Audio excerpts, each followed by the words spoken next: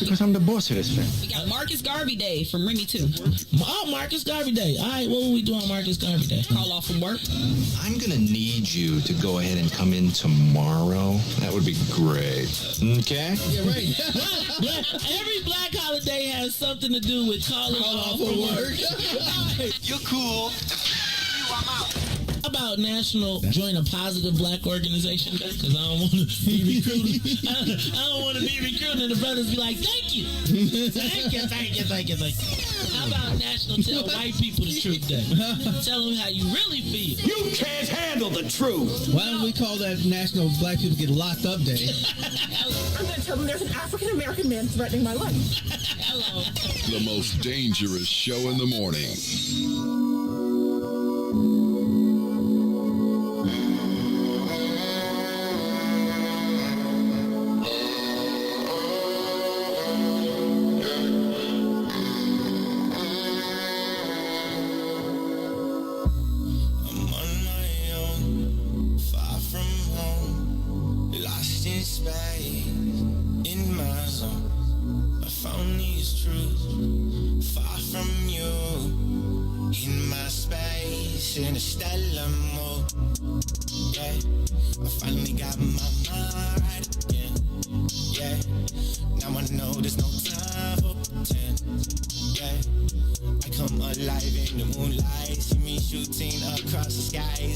Stars were born to fly. I've been searching, crowding, looking for a way out. I've been hurting, falling, but I think I found my way now.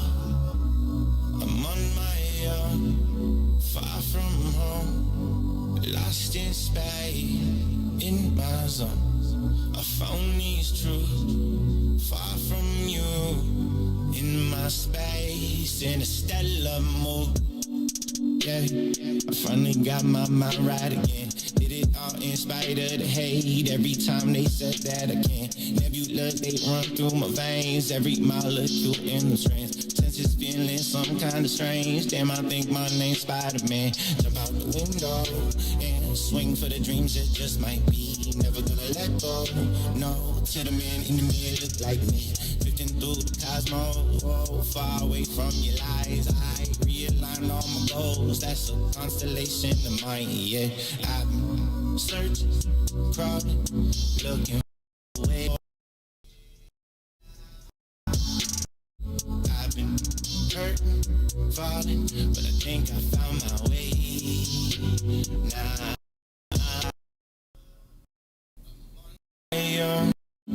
Far from home, lost in space, in my zone. I found these truths. Far from you, in my space, in a stellar.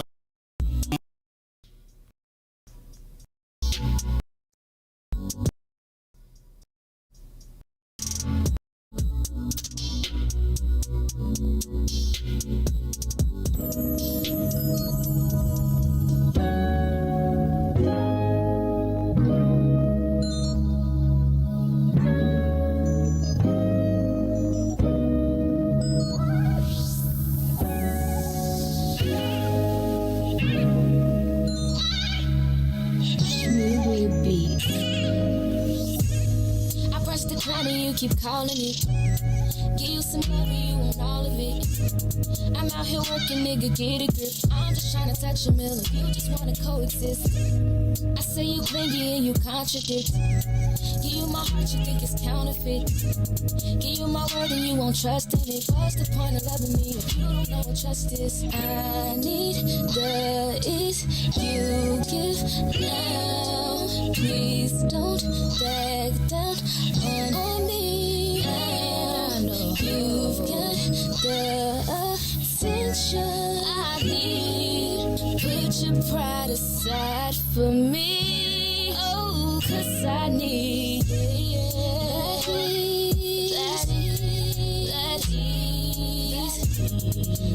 ease. Put your pride aside for me. That ease. While I'm out trying to get that ease. Know that I need that ease.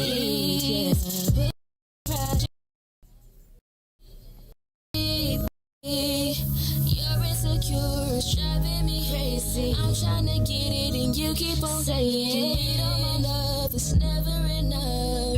I put up with you for too long, now I'm over it. You want affection, I need money, I'ma call it quits. That is,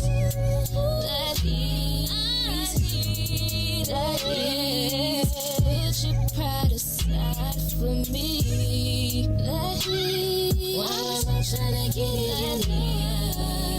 Need it. That is, put your pride aside for me. Put it aside, put it aside, put it aside, put it aside, put it aside. Put your pride aside, put it aside. On me. Put your pride aside for me.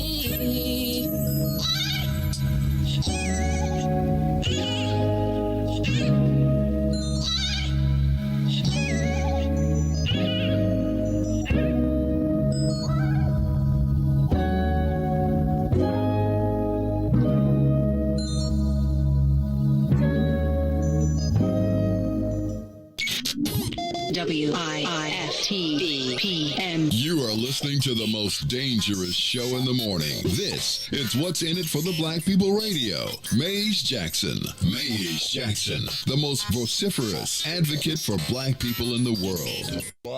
For Ruthie Moore, for Todd Stoger, I am the host of the Maze Jackson Show, asking every single day, what's in it for the black people? And if you don't like it, you can still tell them Maze said, Mayor Lightfoot, man, we ain't accepting that. We ain't accepting that. Let's go. Yeah.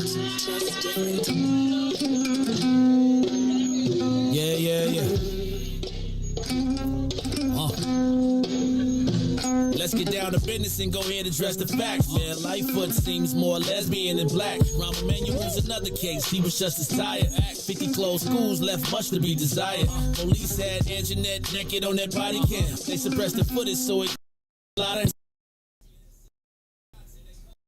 both similar, so I went and dug it up. George Floyd killed, a lot of riots happening in town. Southside burned and they wouldn't let them bridges down. Grandmother sick, need a prescription and plus a couple groceries. You gon' have to travel just to get it now. COVID-19 out here shutting all the business down. Not enough SBA loans to even give around. So many failed businesses that you could put them in the pile. If you don't survive the pandemic, it's gon' sit you down. We sing, dance, play ball, entertain, and crack jokes. Government infested black neighborhoods with crack smoke. System that milked us so bad, we got lactose. Still trying to find out what's in it for us black folks. We sing, dance, play ball, entertain, and crack jokes. Government infested black neighborhoods with crack smoke. System that milked us so bad, we got lactose. Still trying to find out what's in it for us black folks. Shout out to Willie Wilson, hope one day you get to send it.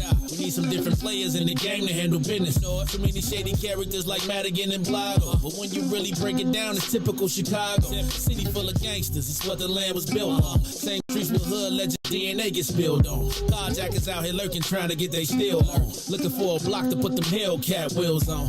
Let this give bogus appraisals a red line. Car crackers out here getting minimal fair time. And up the seal carry, I stay with the pipe. But Illinois gun laws giving minimal rights. Stay up on the swivel, make sure I'm moving tight. Check all of my mirrors when I pull up to the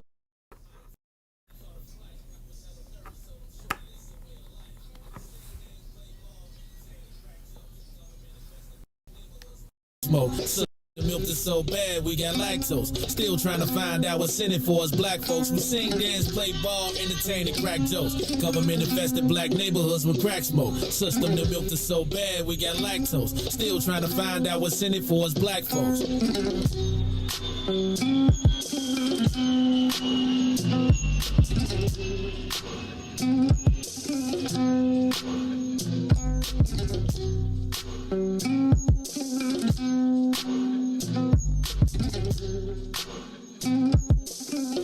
Wake up, Chicago. Wake up, world. This is the Maze Jackson Show. I'm your host, Maze Jackson. Do not have my co-host, Ruthie Moore. But I got to tell you, I got an old boy in the building. DJ Riis the Ruler. Mr. You know what? Riis, I feel like now I feel like you showing out. I really feel like you're trying to show out now. I ain't gonna even lie to you, dog. So when I didn't hear back from you last night, I was like, Riis was like, yes, we out in the streets, we kicking it. Y'all, I want to tell you. So I woke up so let me tell you. And y'all probably like, Dad, could you even kick off the show? What's up, y'all? This is the Maze Jackson Show. I'm your host, Maze Jackson. Do not have Ruthie Moore right now. I don't know if she's coming today or not. I don't know if she said. I know she had a wedding, and this is the first Indigenous Peoples Day, so she might be taking today off. I'm not 100% sure. But in case you all did not know, yesterday was the Wiftaba cookout, tailgate. Normally we have a What's in it for the Black People cookout where we team up with people and we get together, fellowship, etc. Yesterday, because of COVID and everything, yesterday was the first time we got together, and we had a pretty cool tailgate out at the in front of TP, which is Big Swill store on 55th and the Dan Ryan. And I must tell you, we had a great time, and I'm gonna talk about that a little bit later. But as the day went on yesterday, we kept trying to say, will there be a show today? Will there be a show tomorrow? Riis was started out with the, ayo, we don't celebrate. No, only Christopher we celebrate as Wallace. And I was like, come on, Riis, man, we got to be. So he was like, we got to be at work. And I was like, I don't know, man. Then as I got through, y'all know I ain't had no drinks in a long time. Not like no burr. Like I have a drink, a cocktail, but I ain't had no burr. And be outside with the people and the smoke and the hot. And so as the day went on, Riis was like, you little ball man look like you having some fun over there. We might not have to work. Riis, I ain't gonna lie to you. And I'm gonna tell you what motivated me to get up. And that's why if you look at your text, I hit you at like about 12 something last night, was because I was looking at Brother Anthony Muhammad's comments on the lives. And he was like, I can't wait to hit a breakdown. And I was just like, you know what, Riis? We can't go out for Christopher Columbus. And I know it's Indigenous People Day and all, but so I was like, you know what? But if Riis don't come, I'm gonna go ahead and do it anyway. And I was just gonna do the solo dolo Maze Jackson run between, be like, y'all hold on now, I'll be right back. But I said, let me go ahead and see. So I put a text out there, Riis. He ain't hit me back. I was like, I know, Riis, I know how this one works. You gonna just be like, oh, I was asleep and I ain't see it. Riis hit me at like 4:45. At 5:45, talk about, I just now saw this. 6 o'clock, this dude is walking in the door, so you know he funky, unless he took a shower last night. Hey, man, let me say what's up to my man, DJ, I don't even know, I'm going to have to change your name. DJ Unstoppable Riis the Ruler in the building on time. I mean, no. I was expecting, I was planning on I expected to be sitting at the studio. I was actually contemplating doing the show from in there. So I didn't have to be running around. And here you are right here. What's up, man? How you feeling, dog? Blessed by the best, sure ain't know the rest. I'm good, man. You know what? I actually, when you text me, I actually saw it. And I was like getting up to use the bathroom. And like literally you had texted me right when I had 12. So I was like, look, I got to go to work tomorrow. So I had started like going to sleep. And then like I had just ended up responding to you like this morning when you was like, I'm at the station. Because you got here a little later than usual yourself. No, I was here. I know you had texted me like a little bit later. No, I text you later because I was like, we done froze. I text you a little bit later because I was I text you a little bit later because I was like, you didn't respond last night, and I wanted to make sure that I gave you the option. Yeah, because I was like, I want to see if he really gonna be, is he really gonna go there? You know what, Riis? It's hard. Like, it's hard to just lay there. And it's like my clock was going off. And actually, when I went to bed last night, I didn't hurt as much as I thought I was. Like, I wasn't as, and honestly, I might have walked everything off.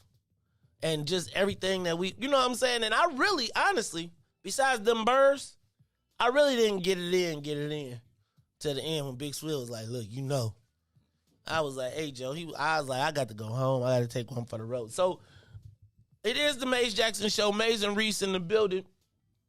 Man, I got to tell y'all, I had an exquisite time yesterday. I had a superb time yesterday. Oh, yeah. Riis, what was amazing to me was the number of people who had never tailgated.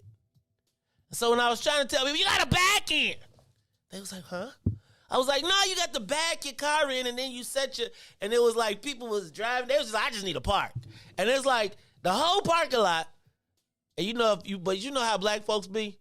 Check this out, Reese. You know how like you've worked at the club before. And you know how if it's a VIP section or if it's a rope, that everybody want to be inside the rope. No matter, it could be off the chain, all the space in the world. You want to dance, you want to kick it, you can go all outside the rope. Man, what I also got to explain to people is you got to get to the tailgate early and park so that when the party start, you don't be driving through. I'm glad I made the lanes extra wide though, right? Because that's what made it able. But let me tell y'all, if you all missed it yesterday, it was an epic time out at 55th and the Dan Ryan. Can I tell y'all why I thought it was so epic about 55th and the Dan Ryan?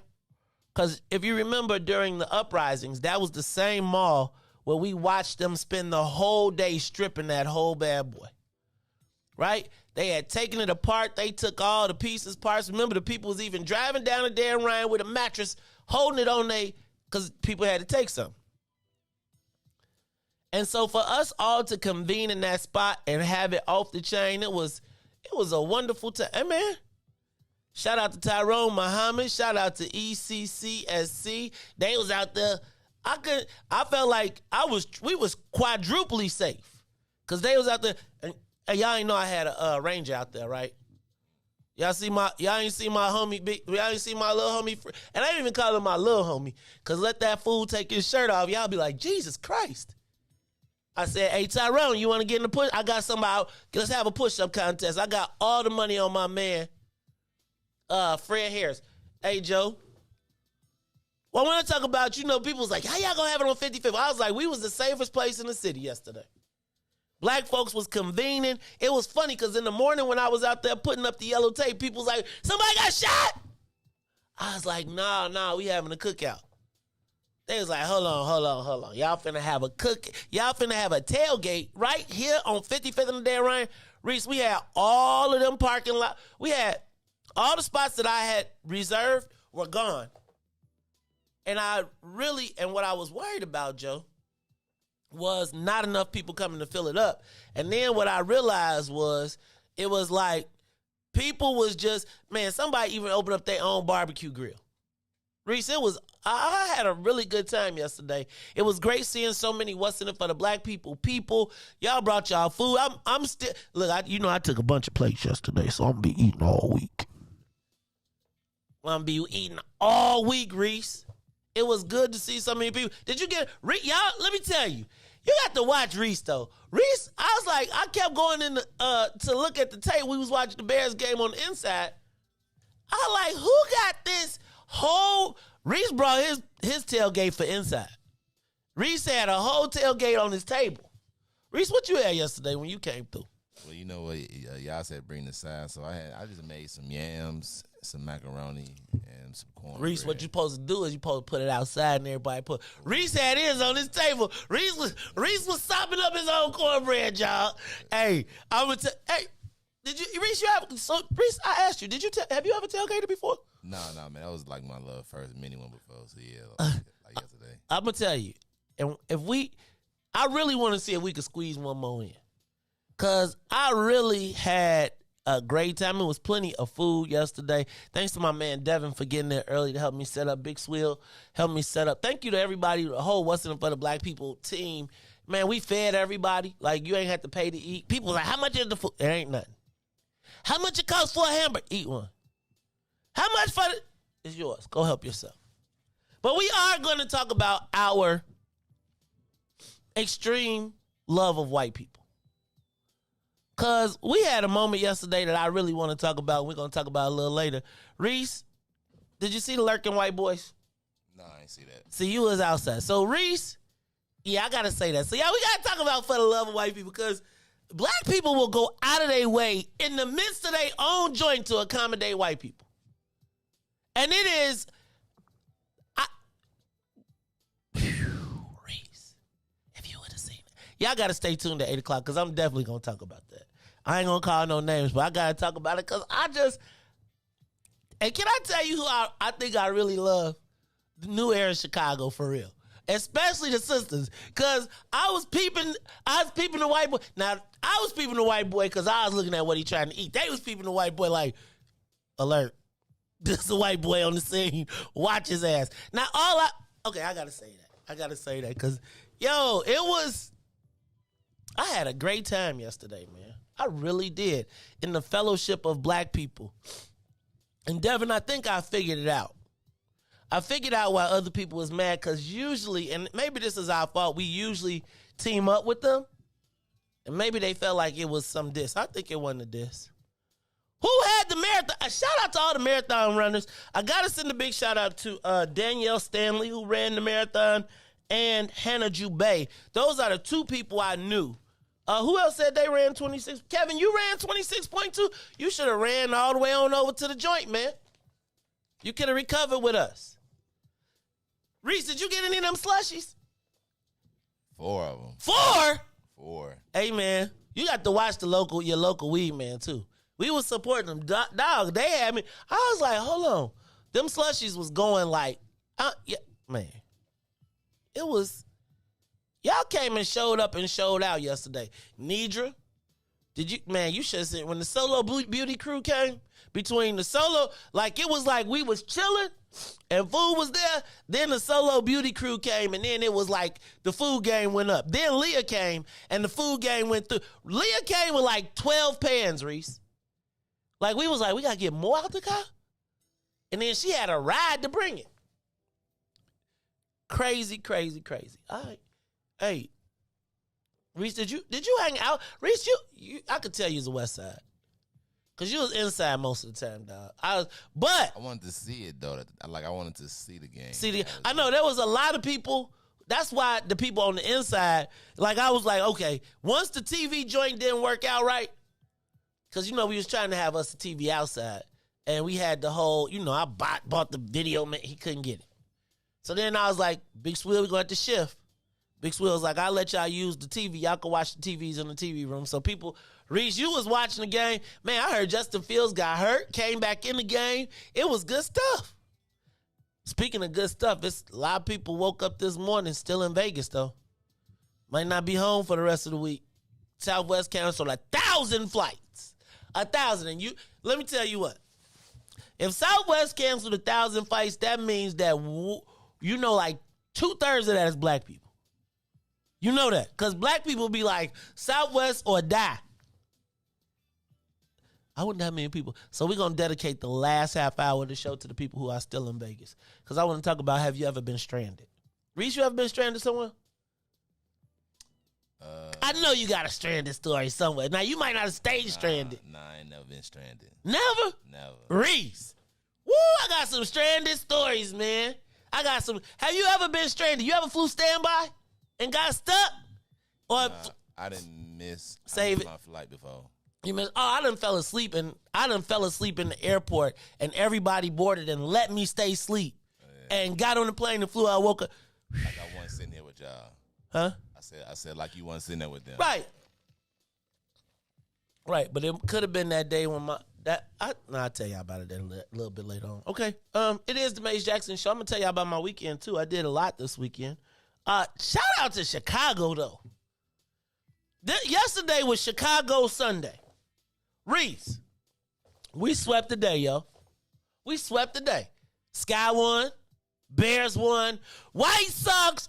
They was like, hey, Joe, get it right today, Giolito. Hey, let me tell you, the White Sox. Giolito. Huh? It's Giolito. Giolito? Yes, it's not Giolito. It's Giolito. Get it right, Riis. I know, and I want a happy-ass sports report today. Happy. Y'all saw Riis? Did y'all see Riis shady last Friday on the sports report? I had to go back and listen based on the comments. Y'all wanted me to be sad. You was happy sad, Riis. Don't be trying that happy sad bull crap with us. You was wrong for that. Oh, and the Bulls won too. Hey, Joe. Could it be the Cubs? Who Cubs? What's them? Look at the only punks not playing in the postseason. Only people. You think if the Sky win, how many championships you think the Sky got? They still wasn't sold out yesterday. It was tickets available. But they went home though, wasn't it? I don't know, but it was tickets available yesterday. Oh, yeah, It's tickets available to the Sky now. I'm gonna have to go grab me a couple tickets. Like, It's just I be feeling some kind of way taking my son to see girls basketball. Oh, why? I used to go all the time. It's because I feel like you get you some Sky tickets and be courtside damn near. Yeah. For like $25. Yeah, no, I think like the cheapest ones be like $30, but you still be like in the 100 next to like the tunnel. Really? Yeah, like courtside is about like 125. No, it's not. I'm dead serious. Oh, we courtside for the finals, Joe. Yeah, we going to buy some courtside for the rest of the finals. Yeah. Really? I bet it's more now. I'm telling you. Bet? I'm telling you, I bet it's like 150. Okay, look, we gonna find us some courtside tickets for the Sky. I have to be sitting on the courtside. Okay, let me stop. Shout out to, I do want to see Candace Parker representing for the suburbs. Naperville. Y'all be calling her from Chicago, though, don't y'all? Mm-hmm. Yep. Uh-huh. Yeah, you do. Naperville. What school she played at, though? Naperville. No, like a high school. It was Naperville. Oh, Naperville. I think it was Naperville Central at that. Like the whitest of the Napervilles. Matter of fact, one of our Bolingbrook Raiders, Chloe Kerr, also played with her. Superstar during that era. All right, y'all. Let me see what else. Hey, did y'all go to Carrie's Facebook page? Did you see us at the Symphony? Hey, Riis, we was rocking on the we rocked out the 360. Me and Carrie rocked out the 360 in our tuxes. I had on a tux, she had on a gown. And we rocked out the 360. We was the coldest 360 photo booth. You should have seen all them white people in they tuxes. And then me and Carrie got up there and did the J&B on the thing. They was like, that is so cool, guys. That is the coolest. Hey, yeah, we blacked out the Chicago Symphonetta this weekend. Shout out to Cousin Juan, who was the civic chair of the Chicago Symphonetta. Hey, Joe, and I got to tell y'all, I don't want to sound bougie or nothing, but I felt like I was in a live Tom and Jerry concert. You know how like Tom and Jerry, like, and you have like what is amazing to me is bands like the orchestra, how they make all the sounds that you usually think are electronic, and you watch all the violins, and they all be chord. It was awesome. Shout out to Cousin Juan. Thank you for the invite. I was at the table. Y'all know how I be at the galas though. Who else? Oh, did y'all see Mike Kelly resign? He was forced out. We're going to talk about it all. Let's do this. Let's take a quick break. We're going to finish up the headlines, and then we are going to hit the social media question of the day, because one of the other things that happened this weekend was the Deontay Wilder and Tyson Fury fight. And I feel a kind of way, y'all. So we're going to talk about that, too, when we come back. It's the Mace Jackson Show. We'll be back after these messages. The Mace Jackson Show will be back after this break. WIIFTVPN. Introducing your trusted source for high-quality black emojis, better known as Blackmoji. We believe black is beautiful, and that beauty should be reflected in the digital market. Now there is an app that does just that, starting with Black Greek letter organizations. Blackmoji D9 offers more than an emoji app. It is a cultural experience of black excellence. Download the app in the Apple or Google Play Store to access a specially curated catalog of emojis representing the Divine Nine. Use the emojis to celebrate Black Greek events, acknowledge current events, support social causes, and learn about esteemed Black Greek members who blaze the trail of Black history. A portion of every subscription goes toward a scholarship fund specifically for members of Black Greek letter organizations to help keep the legacy alive. Download the Blackmoji app today. And now, traffic and weather. Good morning. What's in it for the Black People Media family? The time is now 6:34 a.m. and I reached the ruler with your traffic and weather report. Over the traffic on the Kennedy O'Hare to the Loop is 24 minutes. Outbound to O'Hare is 26. On the Edens, inbound from Deerfield to Exchange is 27. 27 minutes the same way back to Deerfield. On the Eisenhower, Thorndale to the Loop, 33 minutes back out to Thorndale, 30. On the Stevenson from I-355 to the Dan Ryan is 28 minutes. Outbound will be 31. The Bishop Ford, there's an accident, so from I-80 to the Dan Ryan is 66 minutes. 28 minutes back out to I-80. The Dan Ryan is 14 minutes to the Loop, 13 minutes back out to 95th. DuSable Lakeshore Drive South is 7 minutes, 55th to Jacksonville, to Jackson back to 55th, and 8 minutes north, Randolph to Bryn Mawr, and Bryn Mawr back to Randolph. Today's weather is currently 73 and partly cloudy. Today will be a high of 77 with a low of 64. Expect rain throughout the day from the early afternoon. I'm Riis the Ruler. Now here's Sparkle with Ease here on The Maze Jackson Show.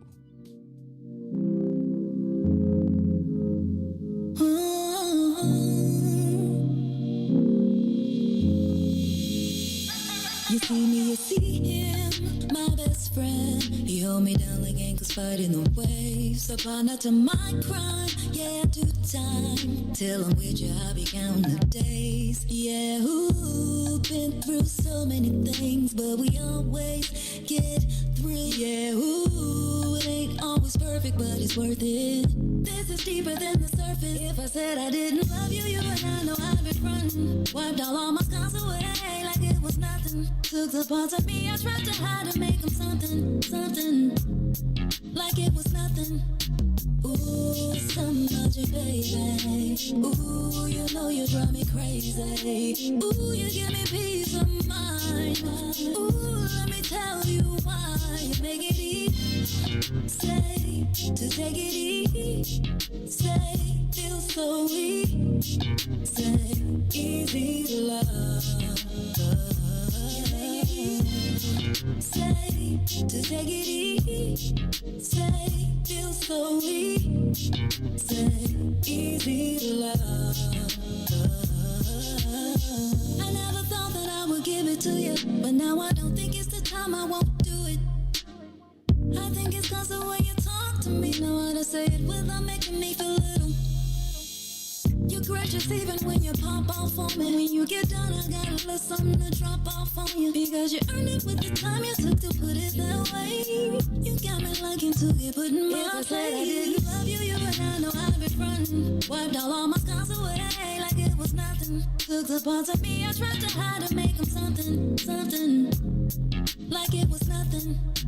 Ooh, some magic, baby. Ooh, you know you drive me crazy. Ooh, you give me peace of mind. Ooh, let me tell you why. You make it easy. Say, to take it easy. Say, feel so easy. Say, easy to love. Easy, you make it easy. You are listening to The Maze Jackson Show. I'm your host, Maze Jackson. Got my man DJ Riis the Ruler in the building. Want to say thank you to everybody who came out to the What's in It for the Black People Political Action Committee and What's in It for the Black People Media Tailgate yesterday. Shout out to all of the candidates that came out. Hey y'all, to the What's in It for the Black People Political Action Pack. It was pretty cool to have the judges come up and be like, hey, how come you put her on the list and she won and I didn't? And I think it's because of the What's in It for the Black People. I was like, hey, y'all. It's funny to watch how some people can recognize the value of what we do and some people miss it. It was pretty dope, though, yesterday to see all those candidates come out there. Did y'all see the sheriff's posse? The sheriffs had 2 posses that came out. Did y'all know there's 2 black women running for sheriff and a third one? We're going to have to get these 3 sisters together because it can't be 3 sisters against 1 white dude. You know how that work out, right? And then it's a brother in it, too. So we got to talk about that. But, yes, thank you to everybody that came out. Can I ask a question? What did y'all do with Brother Frank? Brother Frank, if you are out there, when we open up the phone lines, you got to call in, man. We done put an all points bulletin on you because we ain't seen Brother Frank. I think y'all might. Y'all bit his tail. Brother Frank, one of the Lions. Sometimes he just got a different perspective than the other Lions. Brother Frank, I know they tried to put a coup on you. They tried to put you out the presidency, but Brother Frank, you know you the president with me, man. So call us up, let us know you still out there, make sure you straight. This is the Maze Jackson Show. Did y'all see the former corrections officer who was running a sex ring? They're saying he's been investigated for running a sex ring out of his crib. He probably got like a fish. It's like fishing in the barrel. He get the ladies when they come out and then be like, I could put you on. And he was making money. Whew. Sweet lick. Going wrong. We're going to remember them sweet licks. Man, I feel like that sweet lick was a good conversation last week. Everybody was like, people were like, hey, let me tell you about my sweet lick. I bet you there's so many sweet licks that brothers got that they can't even talk about. I don't even want to tell you about the fast food sweet licks. Woo! Do not go in the dumpster on Fridays before the barbecue. Because it'd be like, hey, is this a whole case of... Speaking of that, man, y'all don't forget today at 10:30. Also, Big Swill, and we're going to be donating the balance of the food that was left over to the shelter. So he's going to be doing that at 10:30. Wait, we got a meeting at 10. Don't we? We got a meeting at 10. How you going to be... See how black people do you. They be like, what schedule? All right, y'all. Let me see, what else do I have? Finally, I did Southwest. Oh, did I tell y'all Mike Kelly was forced out? The Park District Commissioner forced out the head of the Park District. We're going to talk about that because something is interesting about this, and we're going to talk about it at 7 o'clock. But before we do that, shout out to my man, John Austin. John, that's why we pay to cook. John wanted to cook, clean, care. John, shout out to John. You know that's my man, too. Riis, social media question of the day. Tune me up, man. Let me get that big voice if you can handle it for me. I'm ready for the big old voice. Let me know when you got it. Because if you ready? All right, Riis, hit me with the big voice. It's time for the social media question of the day. Do we still view boxing in black and white?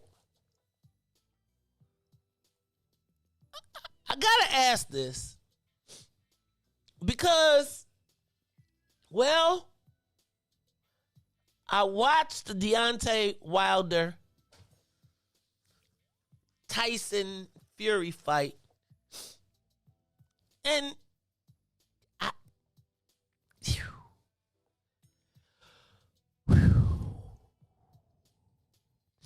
I felt a certain way. So Riis, when the fight came on, so let me back up. So we was at the Chicago Symphonetta, and they was she was singing dun dun dun dun dun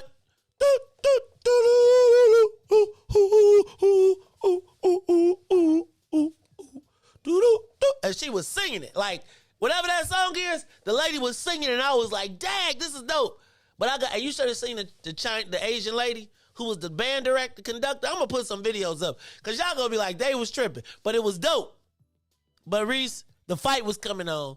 So you know how when you at an event and you gotta leave because you trying to get to your event. So like as the clock was going tick, tick, tick, tick, tick, I started getting quieter and quieter and quieter and quieter because it's like, I gotta get home to the fight. So I get home to the fight. We literally turn it on. And it's like it's like right before the fight act, the main card. So I gotta say I paid $80 to see that fight, which I feel like it was a really good fight. However, you know that's free, man. You could have asked me for the free album, man. I'm not Riis. There you go with the sweet lick. I tell you, it don't work right. Riis. That's how I watch Riis. on my phone. Riis. First of all, I'm not spending no time watching nothing. You are a millennial. I want to see it on the big screen. I don't want to be looking through no squiggly lines. That's why you Nope. Riis. I've made it to the point in my life where I just want to push one button and boom. You just hit the button, Riis. I ain't got to Google nothing. I ain't got to look through nothing. I ain't got to put no extra buttons. I just hit pow and then boom. Fight came on. Riis. So when the fight comes on, dog, Deontay came out that bad boy. First of all, I was like, thank God you didn't wear the remember last time he came, he wore a whole suit of armor. I was like, by the time he got to the ring, he probably was tired. Right? Remember it was all metal and it was just, he came this time like an African warrior. He had on a mask and a chain and a nice robe, but it wasn't like over. But then you saw he had like the African skirt like cut halfway through. I was like, oh, Jesus. I was like, brother, this is what I need you to do. Because you lost last time convincingly.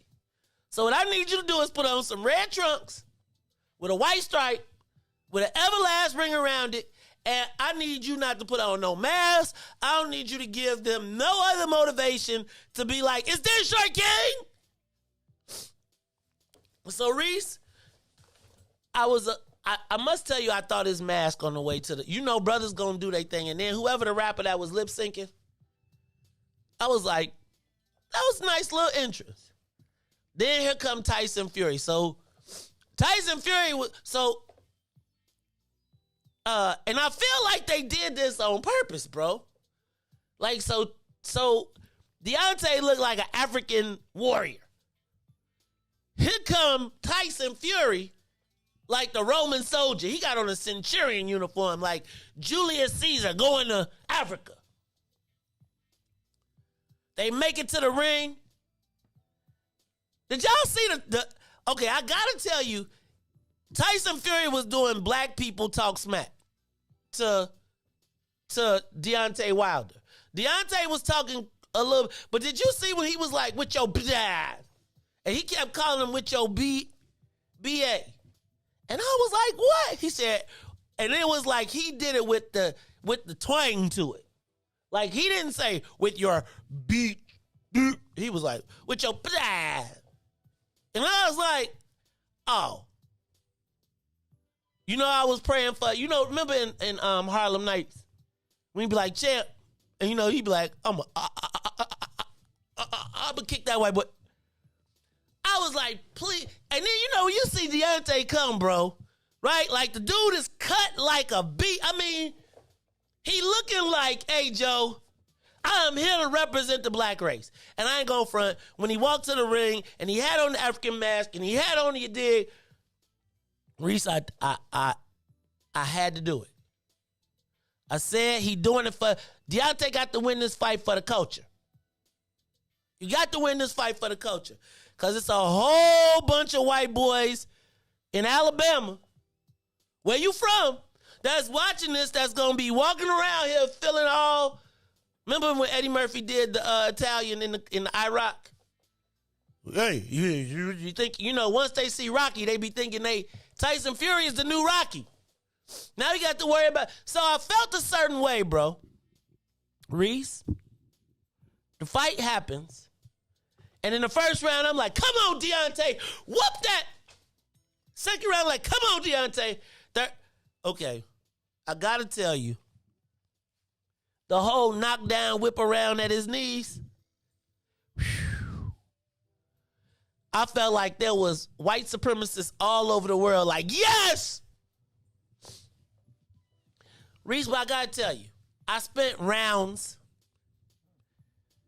7 through 11, thinking at any moment Deontay could fall down. Like, he stayed up. I mean, because when he took some brutal knockdowns. Now, not to say that he didn't knock Tyson Fury down, too. And even when he was getting whooped up, like, I feel like he was like, he knew he had to fight for the culture. He knew it was black people all around the world like, dog, you better not let these, you better not. Look, Riis, he was doing this. He was wobbling. You was like, please, God, get the bell. Look, I just wanted the man not to get knocked out. At a certain point, I was like, please do not let this man get knocked out. Then Riis, when he started swinging back and he put old boy on his back, I was like, that's what I'm talking about. Revive for the black people. Then, y'all, it started to go downhill. Right after that 7th round, it was like, oh, God. Oh, God. And so, I got to ask you, and Riis, open up the phone lines for the peoples. Give us a call, 872-259-7474. Do we still view boxing in black and white? Like, do you think there was any white people in the world that were rooting for Deontay Wilder besides on his team? Were there any black people that were rooting for Tyson Fury? Not betting on, but rooting for. Right? And here's my thing. I would tell you that there's heart bettors and there's bettors. There's people that's betting to win, and then there's people that's placing the bet because, like, if I would have bet on that fight, Riis, my mind would have told me Fury, but my blackness, like, don't let me be in a room full of white boys, because I would have been, I'm taking all you. I'm on Deontay. And, man, Riis, I felt like when Deontay Wilder laid down on the mat like that, because he was kind of like, almost like sleepy. Oh no, he was. It was like the new Nate Robinson, and I actually betted against him. Like I was talking to people. I just know that he. Can we not help the line, dog? He's not conditioned, you know. So I'm just going by how I see it. Like if we start talking like boxing, yeah, I know. And I knew he was gonna lose. And like you said, hey, in the 7th round, especially in the 7th round, I was like, when he gonna fall? When he gonna fall? Like, and people was like, look at him fall. I'm like, I don't know what y'all saying, but this guy was a zombie. Yes. He was a zombie from 7 on. Yes. He was swinging he was like, hit the thing in the middle. Whatever it is. And and there's a part of him I feel like was like, I can't, like, all the black people in the world I walk, like, dog. Like, I ain't gonna say I love Deontay because I wasn't a studier of him. But it's like, Joe, do you feel like he let black people down? And I'm just saying, like, it's like compared to, and I know y'all gonna say 6'9", blah, blah, blah, 230, 290. I got all of that. But he signed up for the fight. And my thing is, do we still see fights in black and white? Like, honestly. Like, when you watch a fight, I tell you like this. If there's no sound, no picture, I mean, there's no captions, there's nothing on, and I can't turn on nothing, and they can't put nothing up. If it's a black fighter and a white fighter, I'm rooting for the black fighter. Period. I'm not even asking, and we're going to talk about this a little bit later, because it's one thing to be, like, did you see his trainer? Did you see Tyson Fury got a black trainer? And did you see Tyson Fury had black women walking him in the ring? I felt like that was kind of bogus. Like, I felt like, no, I'm going to tell you. I felt like, I felt like Tyson Fury had the black girls walking him to the ring on some, like he was dressed as a centurion. You know how decadent Rome was? I feel like at the end of this, somebody was finna get beat up. Some woman was finna be paying the price for slavery. And I felt like I wanted Deontay to beat, and then Tyson, this the other component, right? With Chicago, Tyson Fury is part of the Green Team mob. Right? Like, he's straight Irish mafia. Gypsy. Y'all watch Peaky Blinders? Y'all gotta watch Peaky Blinders to understand who Tyson Fury is. Like, I'm telling y'all, watch Peaky Blinders. It's on Netflix. And you will understand who and whence Tyson Fury comes from. And so the social media question of the day is, do we still view boxing in black and white? Give us a call, 872-259-7474. 872-259-7474. Riis, you ain't feel some kind of like betrayal, or you just was like, let me cash this money? Let me cash this money, man. I mean, I was with him. I think he should have won the first fight. I feel like the ref saved us. Yeah, I feel like in this fight, Tyson Fury, when that ref, when he knocked old boy out, that was the chance right there. Yeah. And the ref did the slow drag count. But Riis, you don't feel like you betrayed the people when you do that? Riis, you be like, I'm mad. Man, I just, I know why all the black people do it, but when you looking at it, when you like really looking at it, like sometimes I believe that we be blind to the facts. Sometimes it's like when Bolingbrook plays Simeon. Go ahead. And right in football, and Simeon be saying all that, and you be like you could be blind to the facts sometimes. And I think that we be blind to the fact because he whooped him in the second one. You know, like it was like convincing, like yeah, I'm whoop him.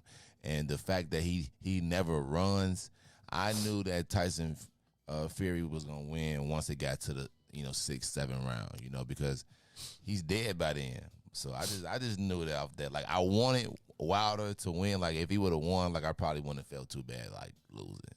You know, I'm like, yeah, I but no, I mean, if he would have won, you could have jumped on the black bandwagon. You wouldn't have to tell nobody you lost the bets. And then you could have been like, Black Power! But yeah, man. Reis, man. Reis, I'm going to tell you, man. You was asleep, though. Oh, God. That was Reis. So, you make me think of people. So, you know what I felt like?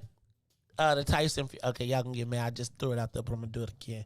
David Moore, Alderman David Moore, candidate for Secretary of State, will recognize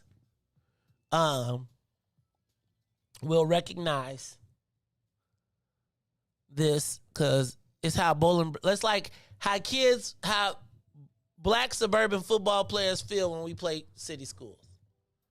Like, if there's a game I knew I was getting in, it was anytime we played a city school, I was going to play. Because you know how brothers, and it worked in basketball. Like in basketball, they could pull it. But like in football, I'm putting my money on any suburban school almost with a program over any city school. Not Catholic League. Because Catholic League teaches, the discipline. But I do feel like a lot of times we operate on pure talent as compared to putting in the work. And I feel like, what's my man say? Deontay Wilder didn't run. So that goes to your point, Reis, of like we like the sprint. Deontay Wilder did not run, so he was not a endurance fighter. He trying to hit you with that boom and put you to sleep. And I'm gonna tell you, he almost did. Did you say they said his punching power went up 250%? But I feel a certain way. And I don't know if Muhammad Ali did this to me from being a kid. But Reis, I just don't feel right with a white heavyweight champion. Like, I don't mind you being white, like boom boom something, but like the heavyweight champ to me is supposed to be a black man. I honestly feel like that. Like,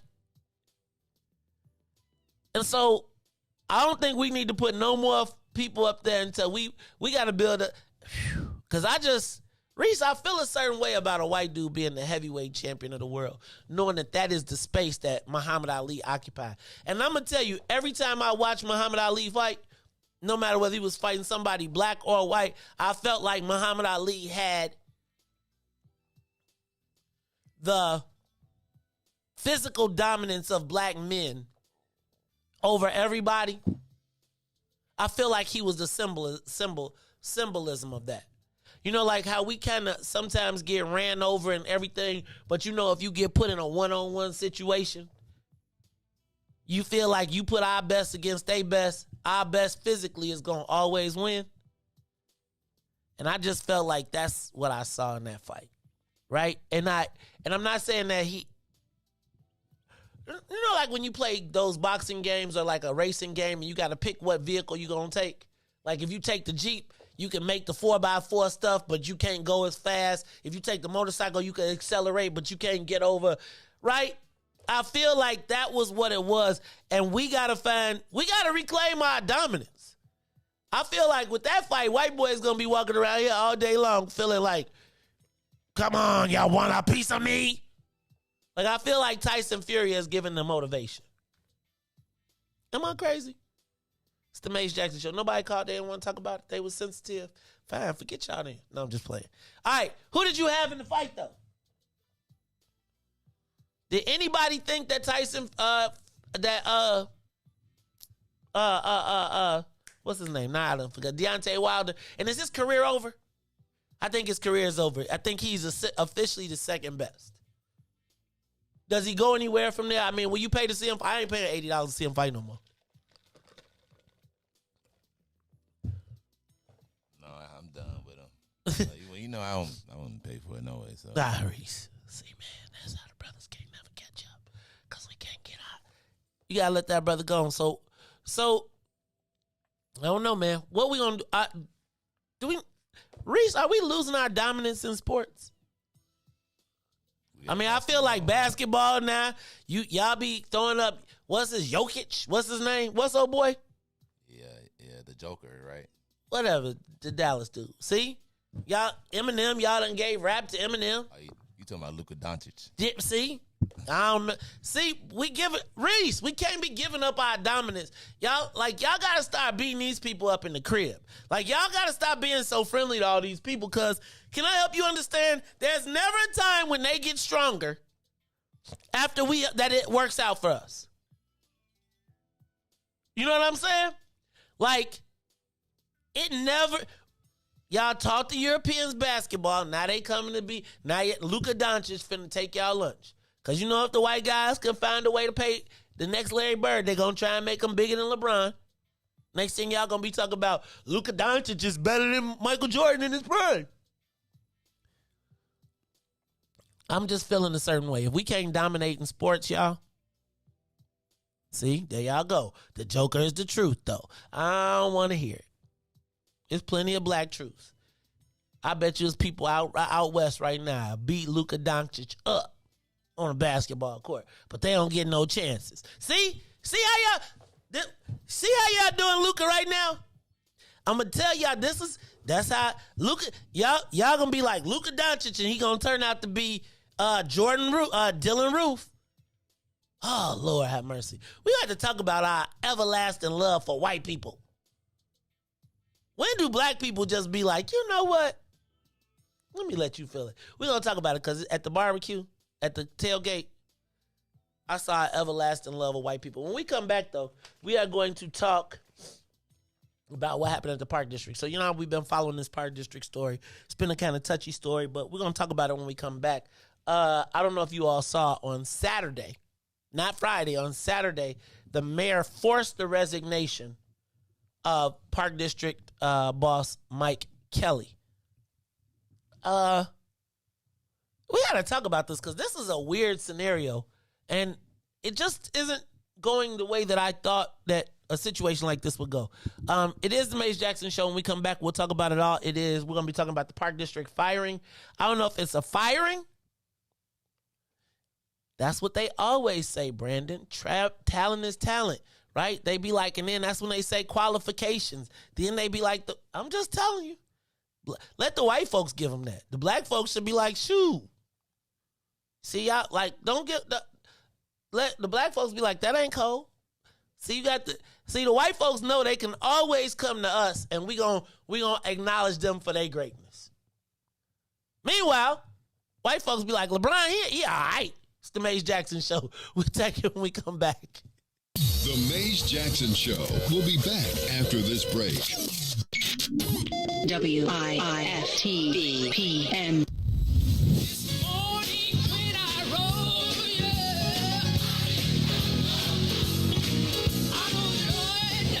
Church Chicago's Power Hour. I'm your host, Angie Mims, and Terrence Keys, TD, a.k.a. Terrence Daniels. I wish I had one witness in the house. You got one. You got a couple of them. Got two T's. Give me a testimony. Oh, Lord. He's did it before. Oh, Lord. I got one. Better. I got 5 reasons. 5 reasons. Oh, Lord. He turned it around. Turn it around. He woke me up this morning. Oh. Don't do this. Don't do this. Go number ahead. 4. He woke me up this morning.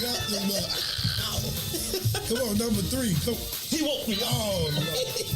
He woke you up. That thing can touch you. One of them 5s will get you. What's the second one? He woke me up this morning. Yes, sir. Yes, sir. Oh, my God. And the number 1 reason. Number 1. Final answer. He woke me up this morning. He woke me up this morning. That's a testimony. That's a testimony.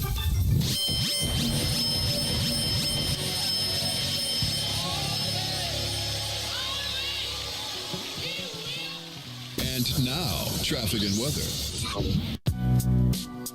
Good morning. What's in it for the Black People Media family? The time is now 7:04 a.m. and I'm Riis the Ruler with your Chicagoland area sports traffic and weather update. In sports, it was a Chicago sweep. As we go on to the MLB, Game 3 of the of the ALDS. Chicago fighting off elimination at home as Sox go down 5-1 early, but will storm back as Lori Garcia would homer and drive in 4 runs as Sox stay alive and win 12-6. Game 4 today, 2:37 will be the first pitch. Over to the WNBA Finals. Sky in Arizona taking on the Mercury. Cooper, 21 points, will lead the game in the Sky to a 1-0 series lead on the road. Game 2 Wednesday in Arizona, 8 p.m. Central. Over to the NFL. Bears in Vegas taking on the Raiders.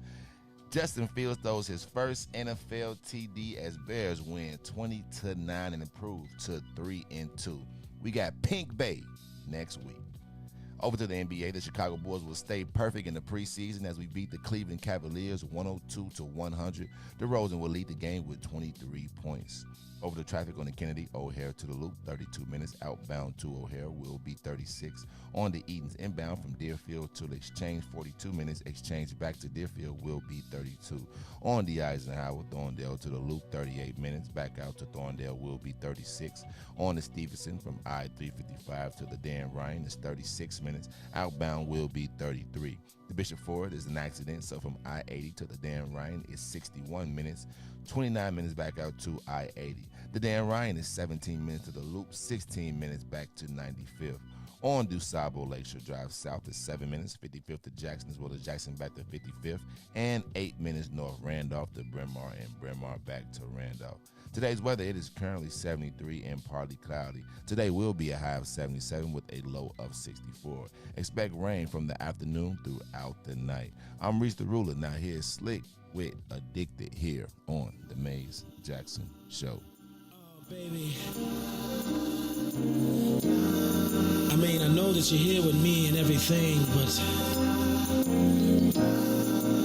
since you just left a few hours ago, I've just been going crazy, and I done come to realize one thing.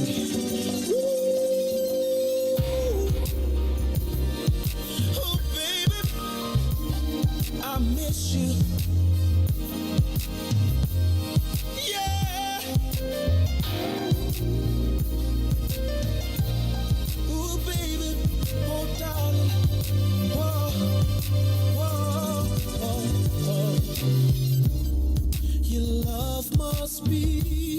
Some kind of drug, baby, 'cause it just keeps on calling me, and I just need a hit of your love. It's got me shaking and feeling for your touch, baby, of you I can't get enough. It feels like I done OD on you, babe. I'm addicted for you. Can't stop loving 'cause I can't get enough of you, babe. 'Cause I'm so addicted to you. This must be love. 'Cause I can't get enough of your loving. I'm so addicted. Can't stop. I need you right now, baby. 'Cause I'm so addicted to you. You're always on my mind, my mind, my mind, every day.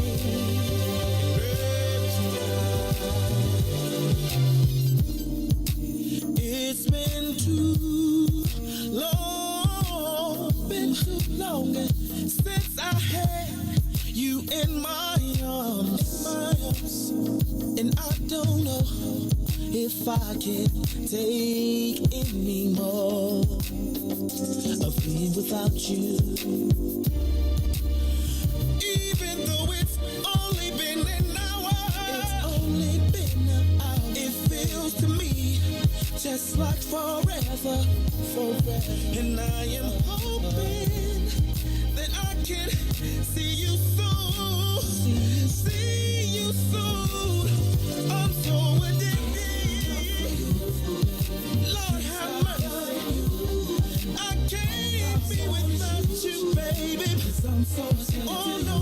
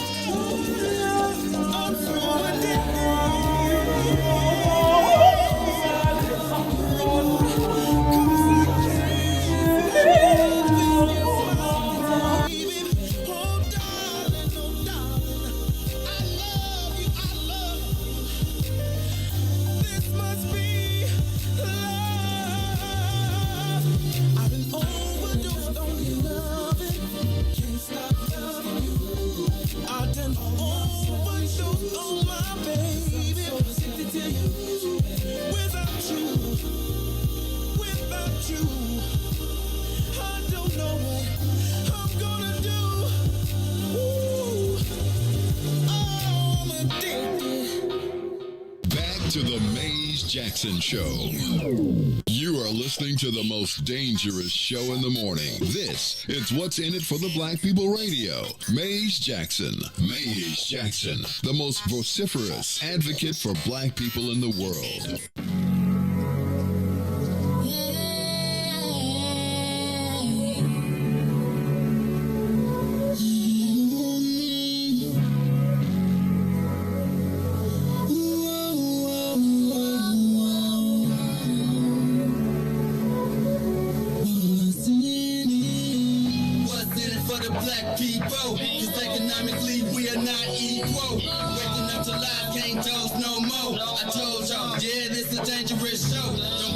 Church if you ain't trying to help us. Don't even try to be around and can't protect us. We see the lies now other politicians. We need money and no symbolism. It's Maze and Riis and Ruthie and Todd explaining how we all come from God, giving us tools to beat the odds. If we united, our movement gon' stop. If they ain't trying to help us, they ain't trying to do nothing. We gotta do something, we gotta stop running. It's time to confront the problem. Really, you expect you oppressed us all.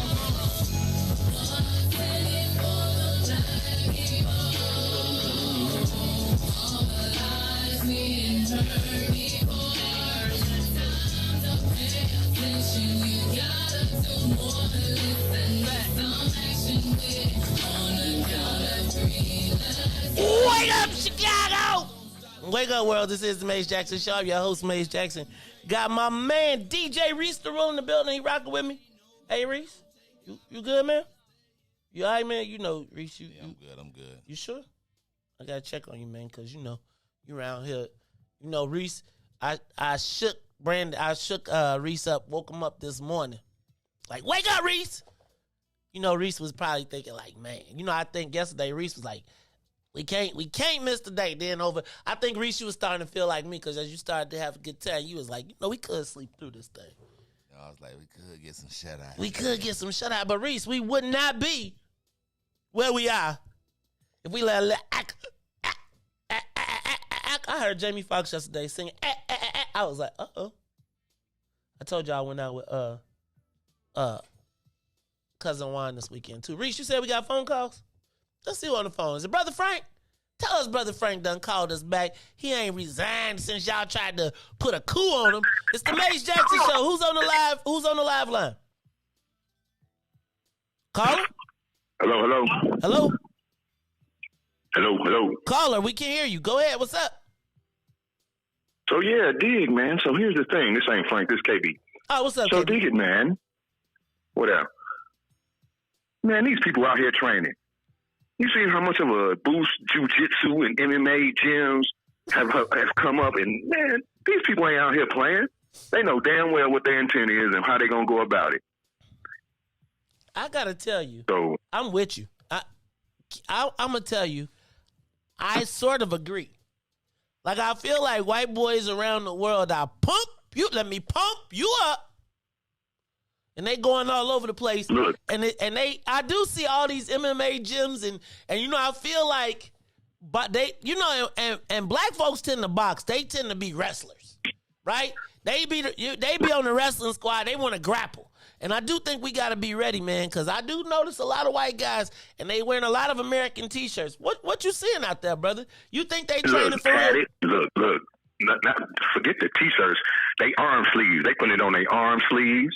It's just not them training, man. Just like we look at their videos, like, oh, look at Karen. They looking at our videos. Look at Daquan, goof ass, showing off his money.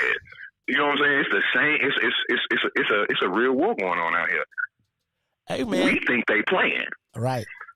I feel like there's a certain caliber of people that are courting MMA too. Like they all think they know it. They done went training for that month. You know what I'm saying? Got that little free month, paid for another month. Man, please. And and I'll go on another trip, but I'll go there later when you choose to talk about these motherfucking indictments that's gonna come. Hey, we on the church station, man. Stop. No, I'm talking about some street. I'm talking about some street moves. Right. They finna get these boys from buying these guns with them cards. That's how they gonna get them. But that's another move. Oh, you gonna have to I'll talk wrap me, it, baby. y'all. We're gonna have to talk about that. Oh, you saying they cracking the cards to get the guns? That's how they gonna go. Oh. Mm-hmm. All right. I see you, KB. You doing your thing. All right, this is the Maze Jackson Show. Anybody else on that line, Riis? All right. Hey, that was something to think about. Dang, Riis, you has been off the infused slushes. That's what Tyrone Muhammad. Go ahead, give us a Tyrone Muhammad impression. See, Maze, Riis had about four or five of them slushy things. I told y'all I was coming out there. I had the ECCTB all out there. We was out there. Support your local weed, man, because we're not going to allow these white people to come in and do what we can't do. So I need everybody to come down there, support Maze, support your local weed, man. Hey, Ty, you got to watch Ty, man. I seen Ty was moving. I think Ty left, came back, He probably went to go save some people and then came back. Shout out to State Rep Marcus Evans. Shout out to Chairman of the Black Caucus, Cam Buckner, who just texted me and said, you got to get you a new jersey, man, because Brian Urlacher is a racist son of a gun. I agree, but I told y'all, I didn't have time to go buy a new. I didn't have time. I was thinking, should I take his name off the back? They didn't retire his number, did they? Nah, man, keep it, man. Keep it. I'll keep it as a vintage and put it back and then be like, when racism won. All right. Hey, y'all, it's the Maze Jackson Show. Thank y'all to everybody who came out.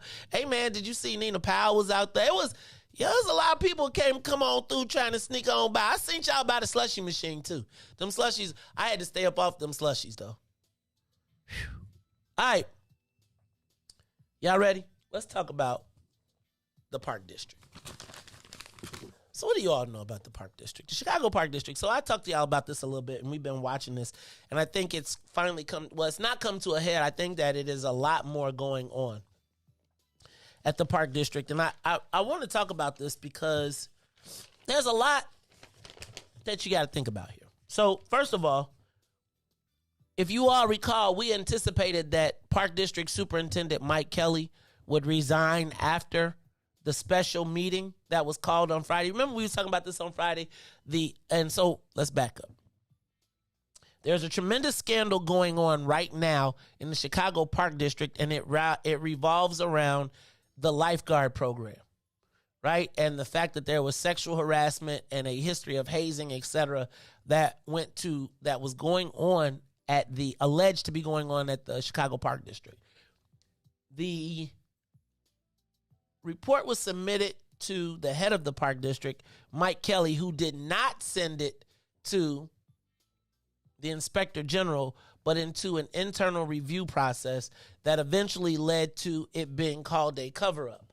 The young lady who was involved then sent information to the mayor's office, and the mayor then asked them to investigate, at which point they referred it to the Inspector General. The Inspector General that was initially assigned to it was summarily removed. A new Inspector General was placed in, who the old Inspector General alleged was put in to cover up the allegations of sexual harassment because it reached up to high-ranking members of the Park District.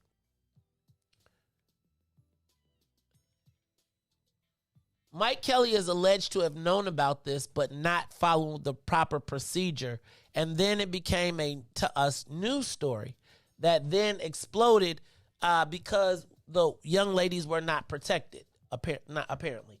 Well, what then happened is they hired a new inspector general who was then fired for alleged misconduct when she was at the Cook County Sheriff's Department. Now, there's a whole nother story in there that is the shuffling of political people around, even though you get in trouble. Anyway, finally,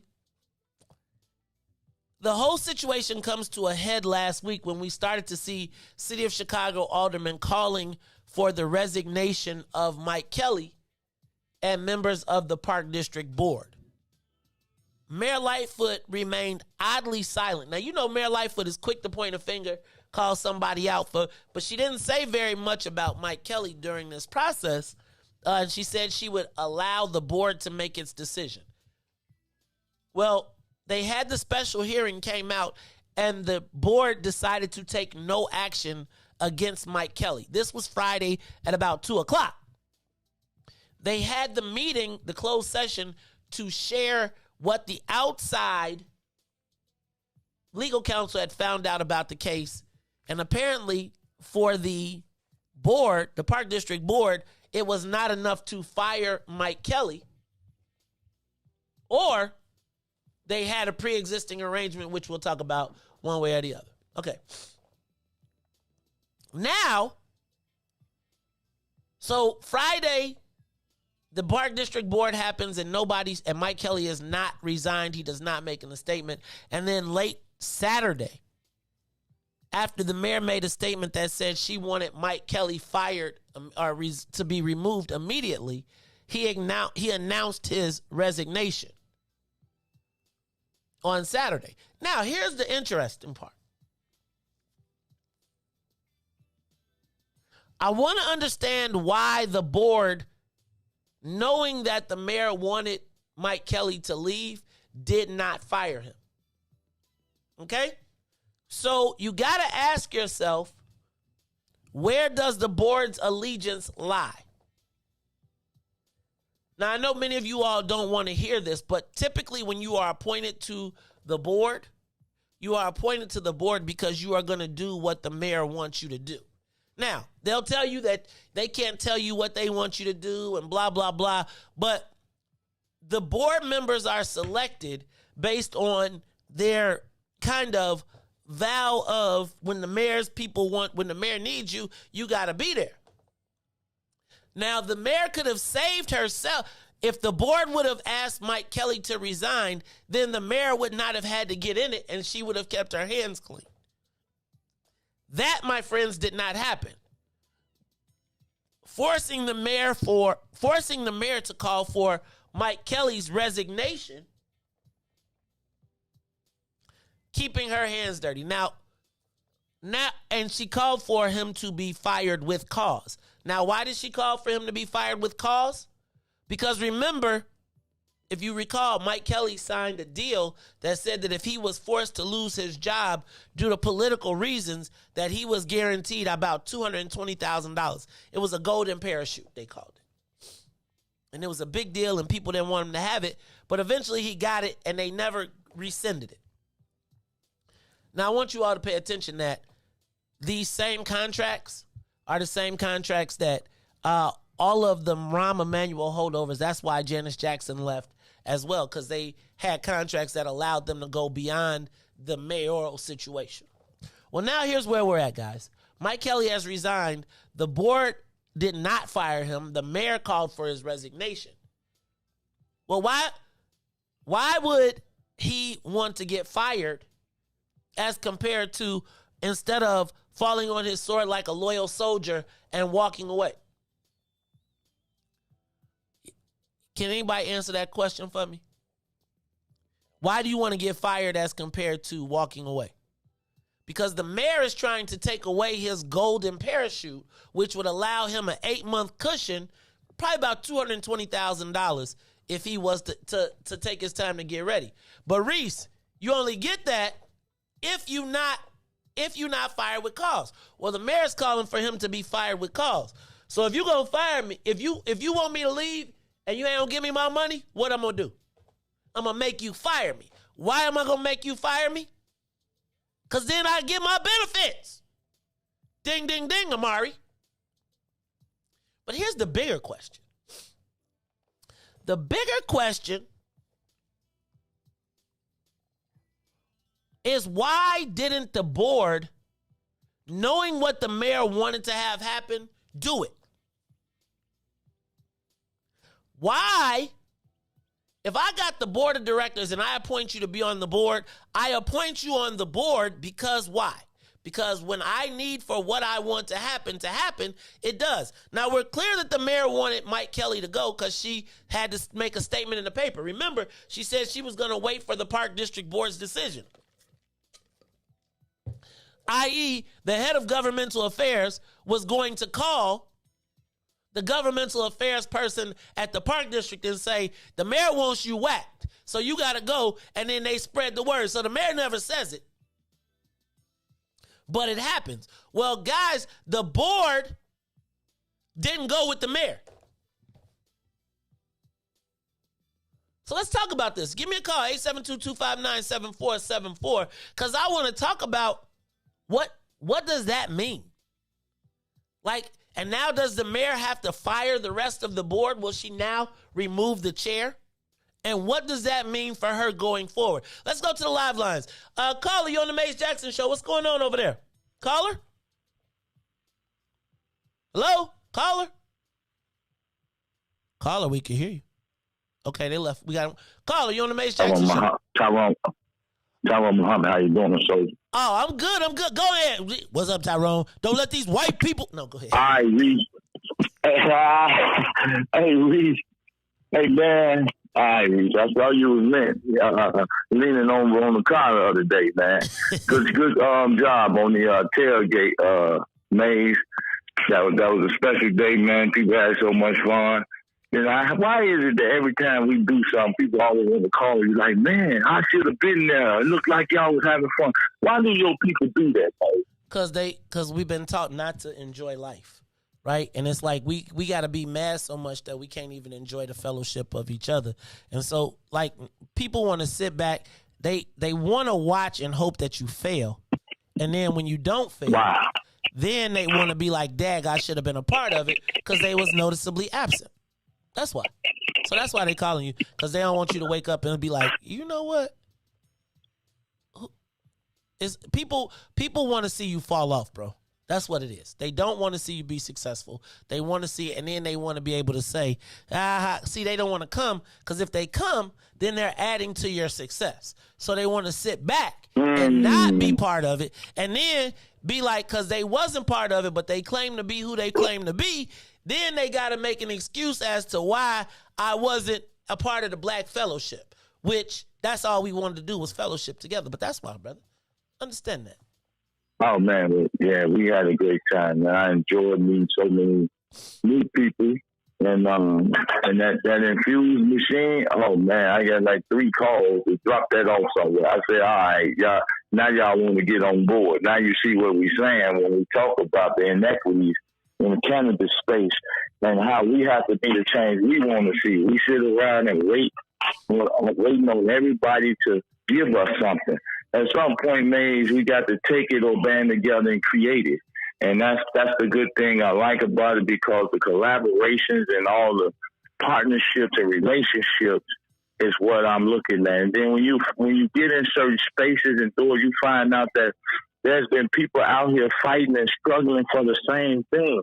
They just didn't have a voice, or they just didn't have a place whereby they can display their talent. So, man, I just saw that as an opportunity to get to meet some new people, like you say, to come together for us to network, and then, man, just create our own resources, our own wealth, our own processes, man.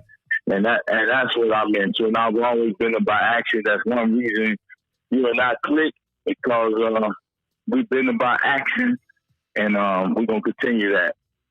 Great job, Riis. I appreciate Riis, see, the white man, Riis, is going to stop. Hey, let me tell y'all what. Hey, Riis, I know. Go ahead. Go ahead, Ray. No, go ahead. Ray. Finish. I'm gonna let you finish because then I'm gonna close that up. Go Now, ahead. I was just gonna say to Reese, y'all don't be about no worse or no white man. I'll be about our issues, standing on our strength, standing on our moral character and fiber, man, just to encourage brothers that if we just get out on the front line, if we just be present.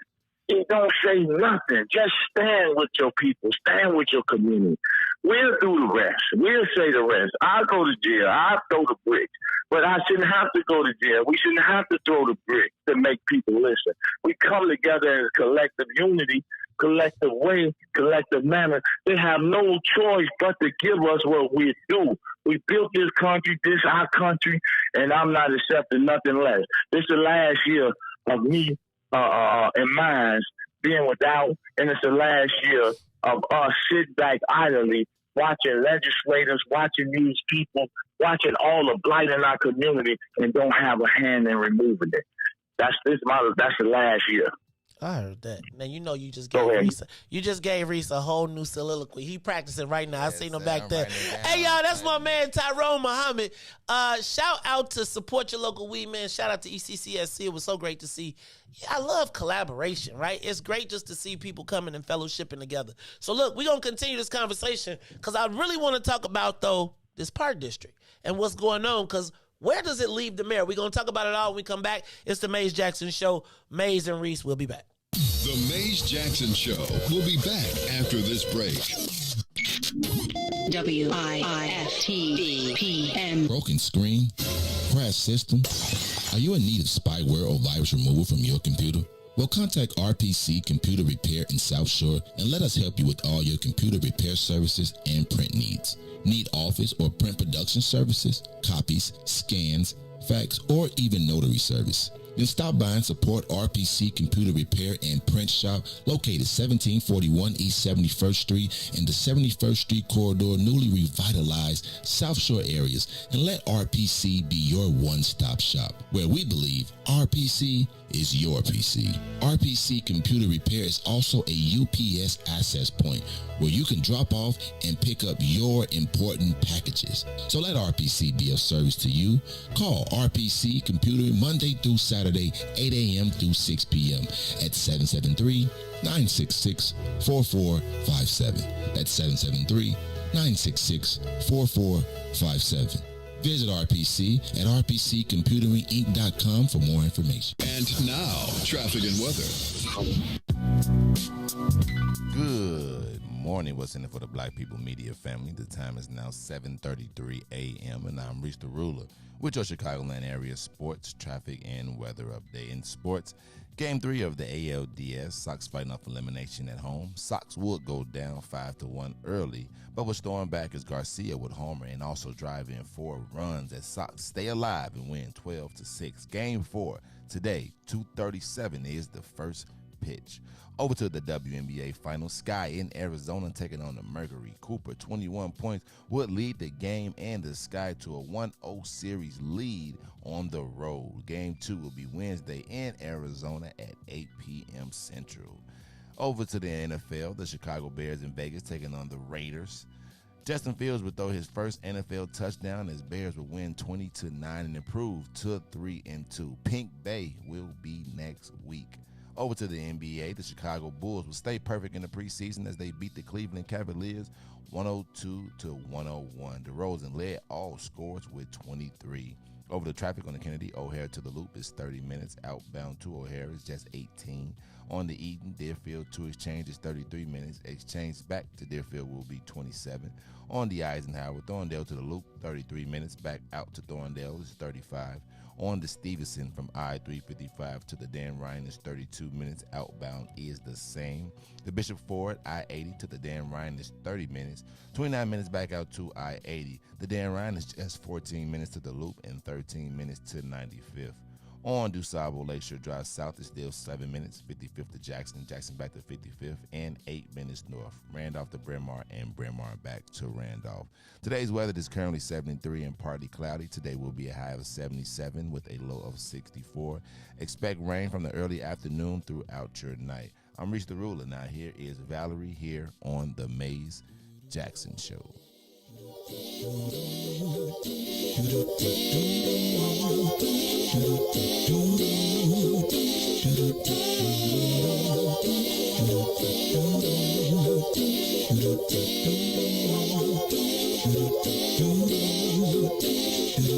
Well, sometimes I go out by myself and I look across the water,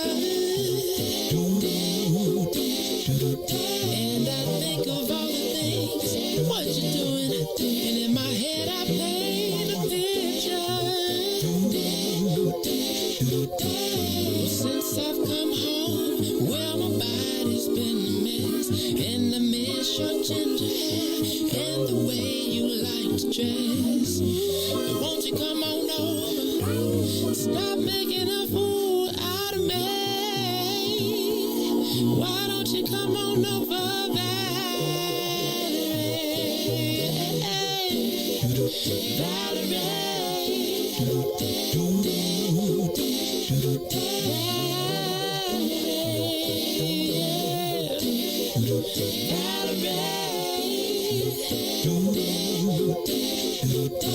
Did you have to go to jail?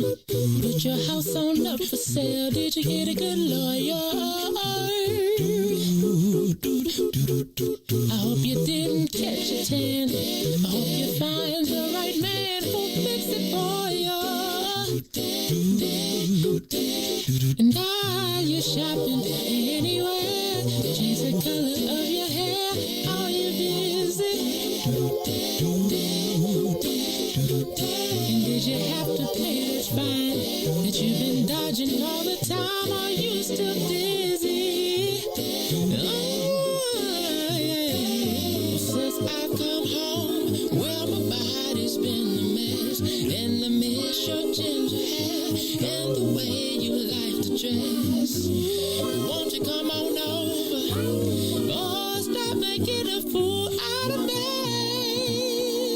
Why don't you come on over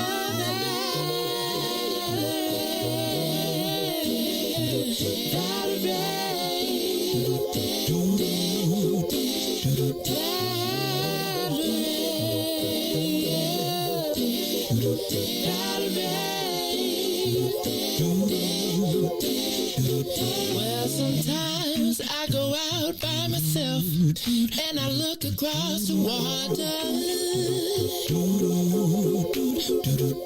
and I think of all the things what you're doing. In my head I paint a picture. Since I've come home, well, my body's been a mess, and I miss your ginger hair and the way you like to dress. Won't you come on over? Stop making a fool out of me. Why don't you come on over there? You are listening to the Maze Jackson Show. I'm your host, Maze Jackson. Got my man DJ Riis in the building, and we are talking City Hall. What's going on in the Chicago Park District? And I want to segue that into. First of all, let me back up. Thank you again to everybody who came to the tailgate. Constance Foster. And I want to say this to not just Constance, but to all of our faithful viewers, watchers, listeners. If you ever hear us doing something and you don't have a way to get there, don't sit it out. Inbox us, text us. You are on Facebook every day. If you know you want to come and you can't get there, we will make accommodations to get you there and get you back home. Right? So, Constance, I don't never want you. You know, Constance, you get up every morning, you greet every single person that comes in the box. Riis, we would have sent Riis to come get you. And I'm telling you, Chemo Sabi, big balling is my hobby, would have put and he had his big car out yesterday, too. He was rolling with the beef, filled it up, gas, everything. But I need for y'all to know, like that's the whole point. Like, you're not here by yourself. And part of yesterday was about you being able to look around and see that you ain't the only one. Sometimes you think you're the only one, and you're not. So I just want to make sure that y'all, if y'all ever are stuck like that, inbox, text, tweet, whatever it is, but we will come get you. And Constance, I would have came and got you. So just know that. Don't say what you feel till you ask us, till you say, and you know what? That's one of the things that we need to do on our WIFTABA. We need to do a better job is managing our seniors and making sure that they're okay. All right, y'all. Mace Jackson Show. I want to go back to, man, ECCSC got a fleet. You would have felt safe, too. They'd have picked you up in a caravan. Anyway, I want to go back to this what's going on at the Park District. And then I want to also add into the fact that, did you all hear that Joe Ferguson's last day is the 15th of October? Mayor Lori Lightfoot is not going to renew his contract. And so guess what he's doing on October 15th, Riis? I need you to guess. You ain't look at the paper, did you? You looked at the paper. Don't look at the paper. I ain't look at the paper. What you think you're doing on the 15th? So if you was, remember we talked about on your last day of work, if you know you about to get fired, what you doing on your last day of work when you about to get fired? Everybody go or something. What he gonna do? He's going to release the Anjanette Young report. All the emails, all the lawyer stuff. So like on the last day, instead he can't kick nothing over. So you know what he doing? He get ready to tell it all. He finna be like, I'm telling it all, everything on the 15th. So I'm just telling you, on the 15th, I can't wait to see the report. Because that's his last day. And he said, on my last day, y'all got questions about what happened to Anjanette Young? And it got me to thinking, Riis, I don't know that the mayor has any allies left. Like, so let's go back. If, you know how y'all used to always be like, anytime Rahm said something, whether it was the school board or any of the boards, they always did what he wanted them to do. It's because that's your job. When you get appointed to these boards and commissions, I know people be like, there's a lot of people that when you get appointed to one of these boards or commissions, walks around and be like, I'm in charge. And we give them all the props. But the reality is your job when you get appointed to a board by the mayor is that when they call you, you got to make the move. So, yeah, you can pick. You get to pick a little couple things. Like, you can get who gets the pencils, who gets the pens, who get the paper contract or something like that.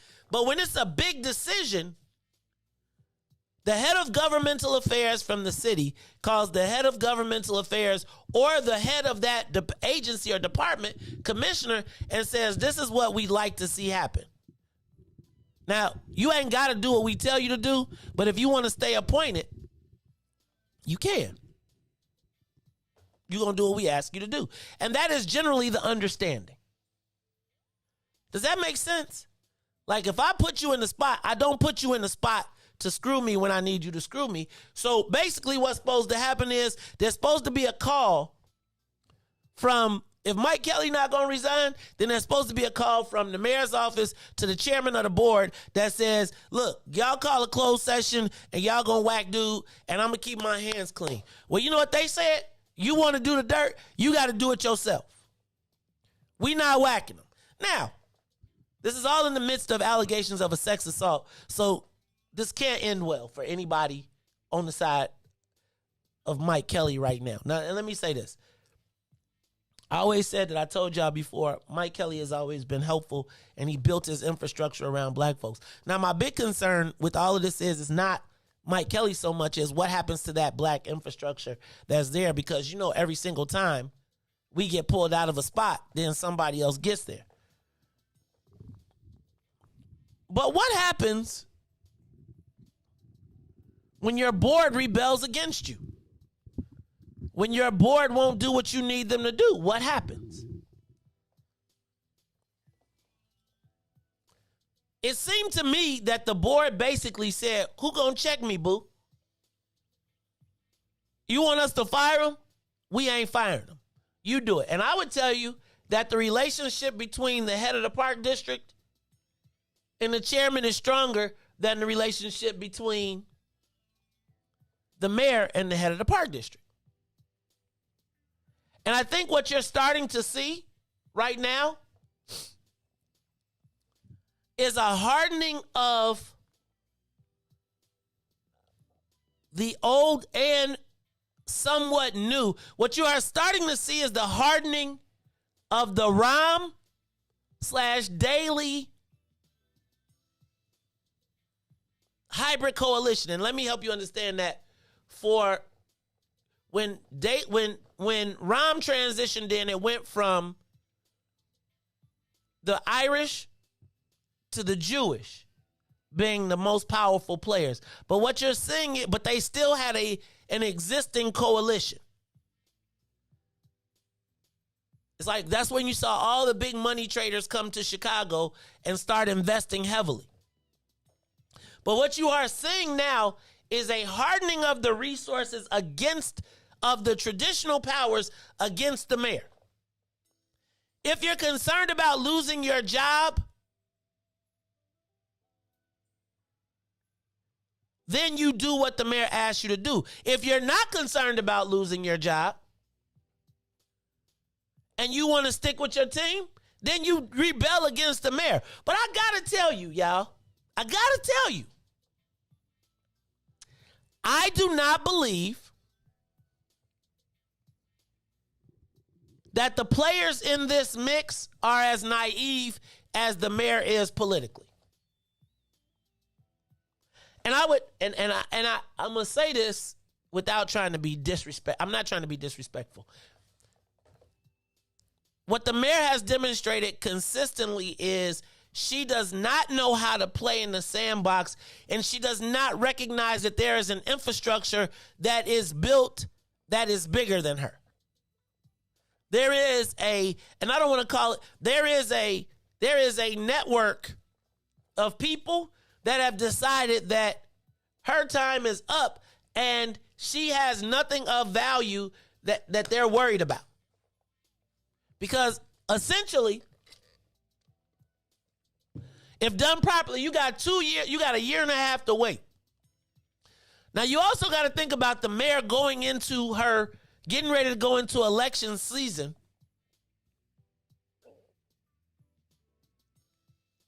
with almost everybody against her. So now I'm wondering, is the play fire the whole board? Or is it they made her do the dirty work so she has to claim it? We got to talk about this. Give us a call, 872-259-7474. Now I want to compound that by talking about Joe Ferguson. You all know Joe Ferguson is the Inspector General, City of Chicago. He has consistently first of all, let's start here. What that song? Used to be my homie, used to be my ace. Now I want to slap the taste out your mouth. Remember that line? So remember when Mayor Lightfoot first came here, she was a former federal prosecutor. Her and Joe Ferguson were kind of like friends. Apparently over the time, though, they have fallen out. And the mayor who campaigned on transparency apparently has not liked the transparency that the Inspector General has had. And as a matter of fact, their relationship, which he was hired by Rahm, but his relationship was contentious with Mayor. It was initially contentious with Rahm, but then they eventually got together. He was a holdover, had one of those contracts that transcended the mayor, and now that his contract is up, the mayor's not renewing him. As a matter of fact, she already released a list of the people that she wants to replace him, of which none of them include black people. And so what is he doing on his way out? He is releasing the Anjanette Young report of all of his findings on the day he leaves. Talk about throwing a bomb and walking away. Let me ask you a question. Well, first of all, I think y'all already forgot Anjanette Young. That's what I think. I think that the mayor has counted on the fact that y'all will forget the pain and plight of every Negro. And I'm going to tell y'all how I know y'all will forget, because I'm going to talk about some stuff that happened yesterday. And I think the mayor is convinced that woman is not a big play. Y'all, and quite frankly, it's gone away. Don't nobody talk about Anjanette Young no more. Y'all, Lori come in the room and y'all forgot all about that. Black women, black everything. And I think she's counting on that. But I got to ask you now, who does the mayor have left? Who does the mayor have left? Now imagine on the 15th, he's gonna drop this Anjanette Young report. Now that means, remember the lawyer who got fired that the mayor told to walk away? Hey y'all, this all set up, right? Remember just 2 weeks ago, the attorney Mark Fleisman said that him and the mayor met in the park and then got in his car and he didn't get the job work that he was supposed to. And remember, he said he didn't do it? Guys, ladies and gentlemen, I have a feeling that this report is going to be bombastic. And then Joe Ferguson walks away. So he walks away and leaves this bomb in the mayor's lap. Now, y'all got to remember Anjanette Young. But remember when the corporation counsel, remember the mayor was on the team of the corporation counsel. She was like, I know that judge. Remember, they were suing Anjanette Young to not allow her to be able to see her own videotapes.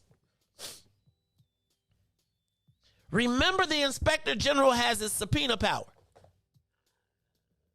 Remember that the attorney just got through telling us that the mayor promised him legal work. Remember, she forwarded his letter from the Board of Ethics to the legal department as an FYI. Again, you can't say it, so you send the FYI. But again, sloppiness, you don't send it from the mayor's office. Your head of intergovernmental affairs goes and says, let's give this man some work. This mayor has put everything in writing. You're supposed to tell Maurice Clausen, Maurice, Fleisman did a good job. He fell on his sword. But see, here's part of the reason that probably Mike Kelly and none of them have fallen on their sword for the mayor, because the mayor doesn't understand how it works and doesn't keep her word. So now if you're Mike Kelly and you tell the mayor, okay, I'm going to walk away, but plug me at this law firm or do X, Y, Z, ABC, and then you read Joe Fleisman, the Fleisman article, which Fleisman says she made me a promise. Y'all, don't be no fool. People don't just fall on their swords for free. There is a plan, an escape hatch, a reason for them to go. But if you know that the person that you're making the deal with, if you make a handshake deal, will play you, then you force her hand. No, I'm not going to. Mike Kelly was an attorney for the law department. If Mace Jackson is the mayor and this is happening, I call Mike to my office. I say, hey, Mike, we appreciate you. Remember that letter you signed when you first got here? I need you to give it to me because we're going to put a date on it and it's going to be tomorrow. But I understand you and your family need. I'm not going to leave you and your family out. You're going to go over to law firm XYZ ABC and they're going to pick you up and you will be the premier lawyer for the department. They will get billable hours based on you and you ain't got to work and you straight. That's how I would fix it. I'm just telling you. Be like, Mike, you've been a good soldier. I appreciate everything you've done, but we can't take this heat. Go stand over there. Go become a millionaire. Like that's how it works for everybody else. Go be a millionaire. I know you love this park district. I know you love, but go over there and be a millionaire. But if you saw how she played Mark Fleisman, you don't take that deal. And then she comes out and says, now you got a deal that's in writing. She comes out and says, not only do I want you fired, I want you fired with cause so you can't take care of your family. So now if you're not going to give me my contract that I negotiated, well, I'm going to make you fire me and I'm going to make you give me unemployment. And what's unemployment on $300,000? Enough for the average person.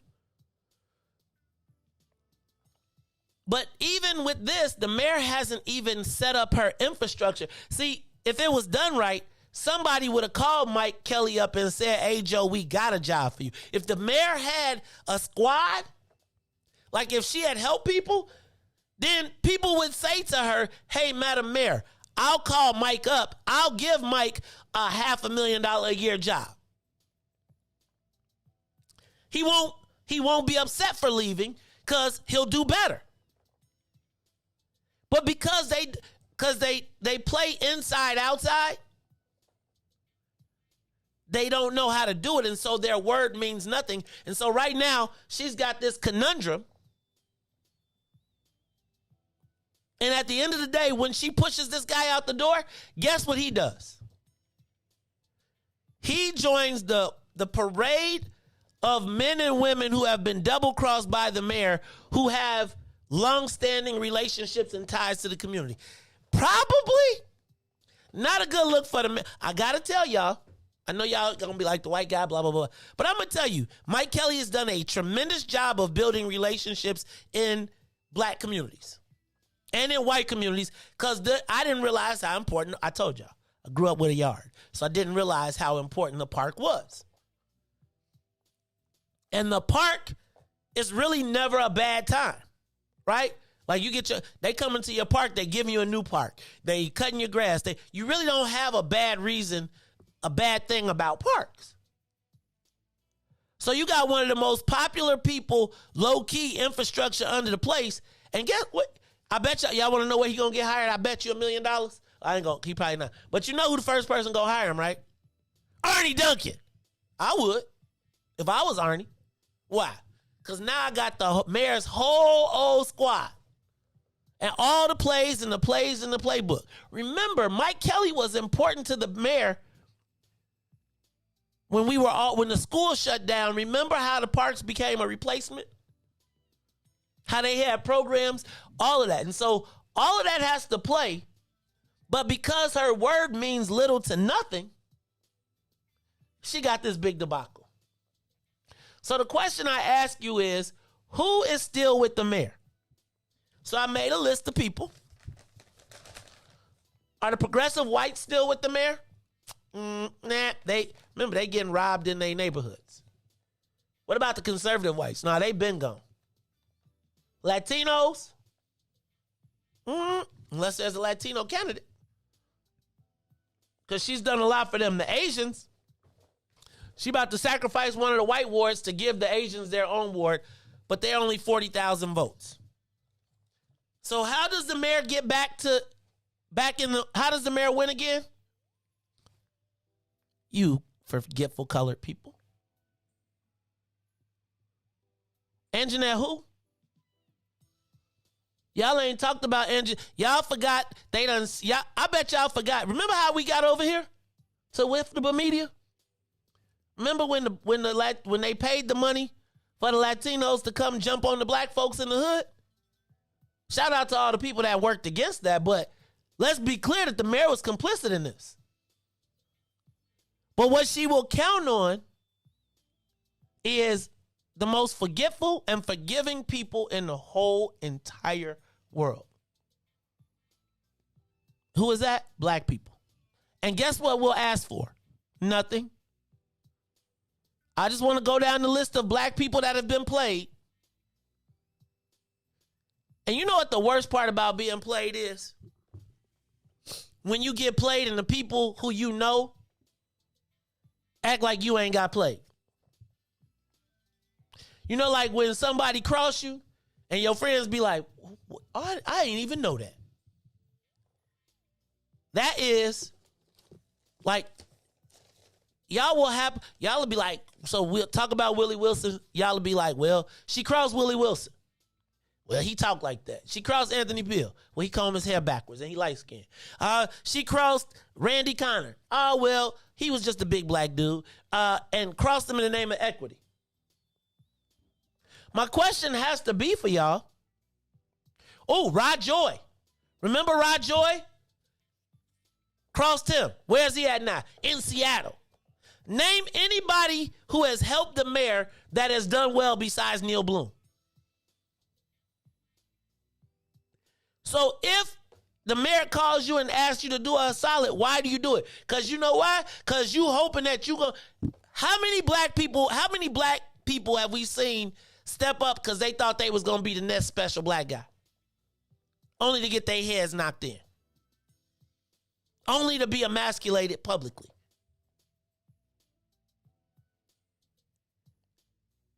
I know. This why I don't have no friends. Cause y'all be mad at me for looking out for y'all. Cause you would rather forget and pretend like it didn't happen and hope that this is gonna be different. But I gotta tell y'all, it's the same pattern every single time. Riis around here trying to tell me what to do, y'all. So bye to the WBGX 1570 AM audience. We appreciate you tuning in to us every day, Monday through Friday from 6:30 to 8. You can continue this conversation with us on Facebook Live, YouTube, Twitter, or Twitch, because we are going to continue it. But I am Maze Jackson. This is the Maze Jackson Show, and I just got to ask y'all,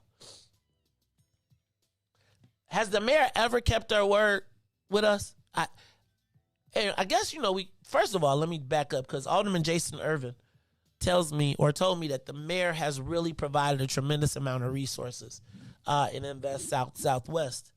I guess I'm concerned that those resources those investments are for the future, not the present. And if you look at the studies, the future for us in Chicago does not look well. All right, y'all, it's the Maze Jackson Show. When we come back, let me see if there's another one. We might have had another one. She double-cross swapped it. Okay, got that one. Thank you, sir. Got you on the Rod Joy. When we come back, I want to talk about our undying love of white people. I want to talk about black people's undying love and affection for white people. It's the Maze Jackson Show. We'll talk about it more when we come back. Y'all gonna want to hear this conversation. Because I don't understand our desire, like our willingness, our desire to give away power, I feel like we're always trying to prove to white folks that we not that bad. Even as they reaffirm that they are that bad when it comes to us. I'm going to talk to you about some experiences I had yesterday. Really, because I want to get y'all opinion. This is not a diss. It is just a way that I view things sometimes that I think I'm crazy talking to people. It's the Maze Jackson Show. We'll be back. The Maze Jackson Show. We'll be back after this break. WIFTBPM. Oh, man. They done messed around and gave New Era Chicago their own radio show. What they do that for? You done messed up! So what we doing, bro? Man, we talking about power. Did you say power? Not rights and equality, but power. We ain't begging, we building. In that order, Chicago, and we got dope segments. Hey, yo, sis, holla at them. Peace and love, family. It's Sister E of New Era Chicago in the building, dropping the statistics, holistics, and of course the ballistics. Good for the mind, body, and the soul. Let's get it, family. And this your boy D Cook coming with straight facts. If you don't know, now you know. And this is your other sister, Omo Oya Music, coming in peace, love, and light, getting real with my people so we can quit with the bull spit. And this brother E, and I'm gonna wrap it up with the power surge. Listen, it's going down every Wednesday night, 5 to 6 p.m. Tell a friend to tell a friend. It's the Black Power Hour, New Era Chicago Radio on What's in It for the Black People Media. All power to the people. All power to the people. All love it. Yeah, I love being black. Hey, do this for my people. And now, traffic and weather. Good morning. What's in it for the Black People Media family? The time is now 8:03 a.m. and I'm Riis the Ruler with your Chicagoland area sports, traffic, and weather report. In sports, Game 3 of the ALDS, Sox fighting off elimination at home. Sauce Garcia would homer and drive in 4 runs as the Sox stay alive and win 12-6 at home. Game 4 also here today will be at 2:37, the first pitch. The WNBA Final, Sky in Arizona taking on the Mercury's Cooper. 21 points will lead the game and the Sky to a 1-0 series lead on the road. Game 2 Wednesday in Arizona, 8 p.m. Central. Bears Raiders. Justin Field throws his first NFL touchdown as the Bears will win 20-9 and improve to 3-2. In the NBA, the Chicago Bulls will stay perfect in the preseason as they beat the Cleveland Cavaliers 102-101. Over the traffic on the Kennedy O'Hare to the Loop is down to 23 minutes. Outbound to O'Hare, just 17. On the Eden Deerfield to Exchange, 31 minutes. Exchange back to Deerfield will be 27. On the Eisenhower, Thorndale to the Loop is 31 minutes. Back out will be 32. The Bishop Ford from I-80 to the Dan Ryan is 28 minutes. Outbound is 35. The Bishop Ford, I-80 to the Dan Ryan is 30 minutes. 28 minutes back out to I-80. The Dan Ryan is 15 minutes to the Loop and 14 minutes back out to 95th. On DuSable Lakeshore Drive south is still 7 minutes. 55th to Jackson's Willis Jackson back to 55th and 8 minutes north. Randolph to Bryn Mawr and Bryn Mawr back to Randolph. Today's weather is currently 75 and partly cloudy. Today will be a high of 78 and a low of 64. Expect rain from the early afternoon throughout your night. I'm Riis the Ruler. Now he is locked with terrorism here on the Maze Jackson Show. Strategy to fight domestic terrorism. Following a 100-day review, federal officials are now laying out a new plan hoping to deter, detect, and prosecute domestic terror. They went to the Capitol waving their flags and looking for smoke. He was out there looking for justice. They was over there looking for votes. Ashley Babbitt was with him and told all the people that nothing could stop us. She climbed through the Capitol window, breached security, and called a shot, bro. The media say she a veteran. They paint the picture to make her look greater. But she disrespected the same country that she served. That makes her a traitor. They was fighting police, resisting arrest. On God, I couldn't believe it. I guess blue lives only tend to really matter when it's convenient. Hey, these are the times we witness in history, all because they didn't get a victory. United States is so contradictory. We get equal rights, that's a mystery. Politicians, they more like magicians. You know they got tricks up their sleeve. We point out the flaws that's up in this country. You know they gonna tell us to leave. Somebody try to help me understand it. Always seems like a double standard. They be out here leaving us empty-handed to certain rights we are not granted. The media is the culprit when it comes to the comparison, cause when it comes to race, they always changing up the narratives. Terrorism, they say you a patriot, call you a hero, I call it terrorism, and that's on the real. You know what we know, I say it's terrorism. They say you a patriot, call you a hero, I call it terrorism, and that's on the real. You know what we know, I say it's terrorism. They say you a patriot, call you a hero, I call it terrorism, and that's on the real. You know what we know, I say it's terrorism. They say you a patriot, call you a hero, I call it terrorism. We still out here trying to get our reparations, but the government pump faking out here hesitating. I'm out here trying to keep my peace, so I keep meditating.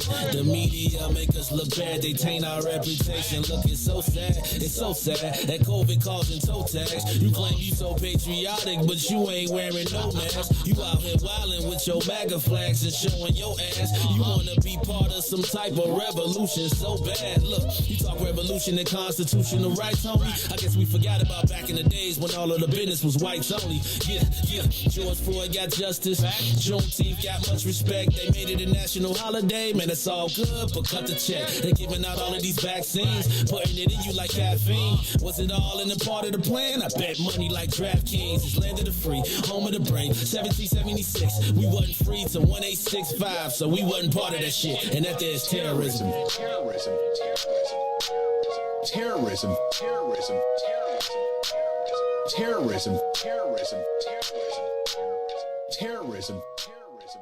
Back to the Maze Jackson Show. You are listening to the most dangerous show in the morning. This is What's in It for the Black People Radio. Maze Jackson, the most vociferous advocate for black people in the world. For Ruthie Moore, for Todd Stoger, I am the host of the Maze Jackson Show, asking every single day, what's in it for the black people?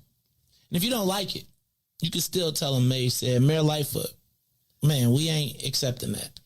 We ain't accepting that. Let's go. Yeah.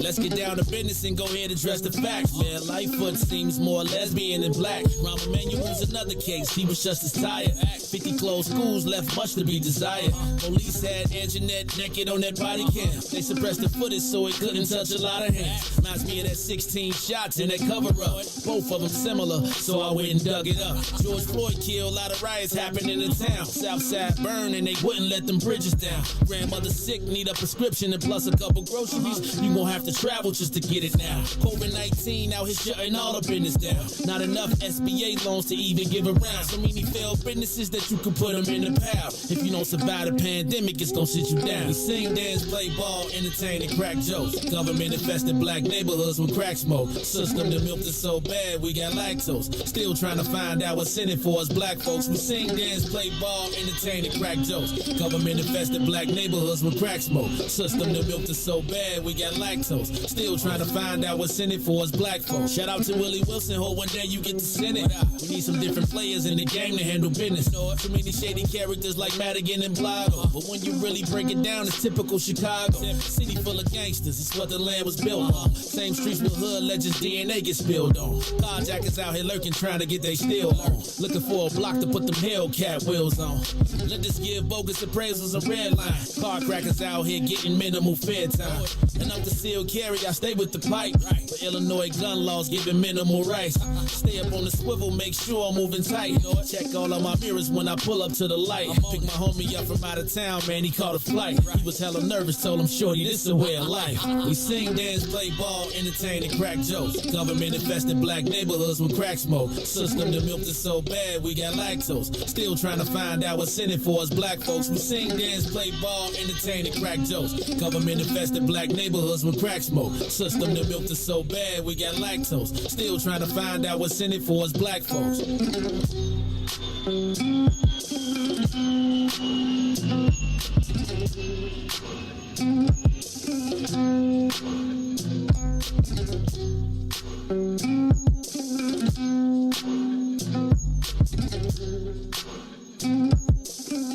Wake up, Chicago!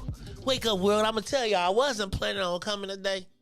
Riis, it's the Maze Jackson show. And I was thinking we could sleep in. And then as I was going up to my bed, I heard we on in Christopher, we celebrate his Wallace. As I was walking up the steps, and I was thinking to myself, I don't feel that bad.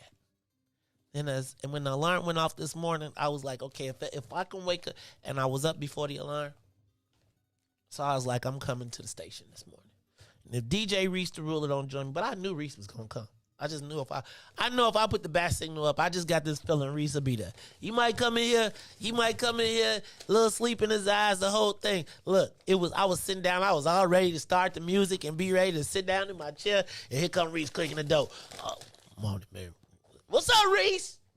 So we here, y'all. I'm here, man. You know what? It's kind of flying by, man. You know, and then I look at it, man, like the road's clear. So like I'll be back home. So it wasn't too bad, you know. I only got a couple hours of sleep, but like I'm up.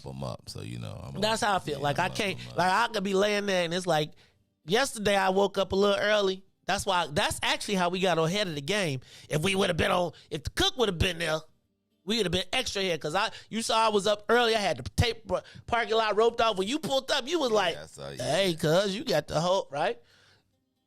I was surprised so many. Like I just knew like when I came, like, all right, I'm gonna give me a slot, but I was like, oh wow. But you know what I did? It was so cool, like because we even had that little area like behind them, like on the side of it. Right. Well, when we shut it off, then we can park along the backside. You know, that's like if we look. I'm gonna tell you, Riis. We was gonna have the What's in It for the Black People concert in that lot. Right? Rope that lot off, just take that whole back lot. You can't even come back there except to walk. And turn the whole thing, put a stage, and be the whole thing. Yeah, we gotta do that. Next summer, yo. Next summer. But I think we might have to tailgate out there a couple more times for it. Like, you gotta look into that bus though. The bus. I'm telling you, that bus gonna be off the change. I was so let me say this. I was pleasantly surprised at the turnout. I don't know that I thought that we would be able to fill up all the slots, but we filled up all the slots and actually ran out of slots. I was like, give me 50, right? 50 slots gone. Boom. And so Riis says, and one of the best things about the What's in It for the Black People cookout to me is, you know how black people be like, they be seeing stuff, they be smelling stuff, but you know you be standing on the side, and you be like, how much them hamburgers? How much them hot dogs? Free? Wait, it's free? Yep. People was walking up, free? Man, how much the lamb? Bob Israel showed up with the lamb. He brought a half a leg.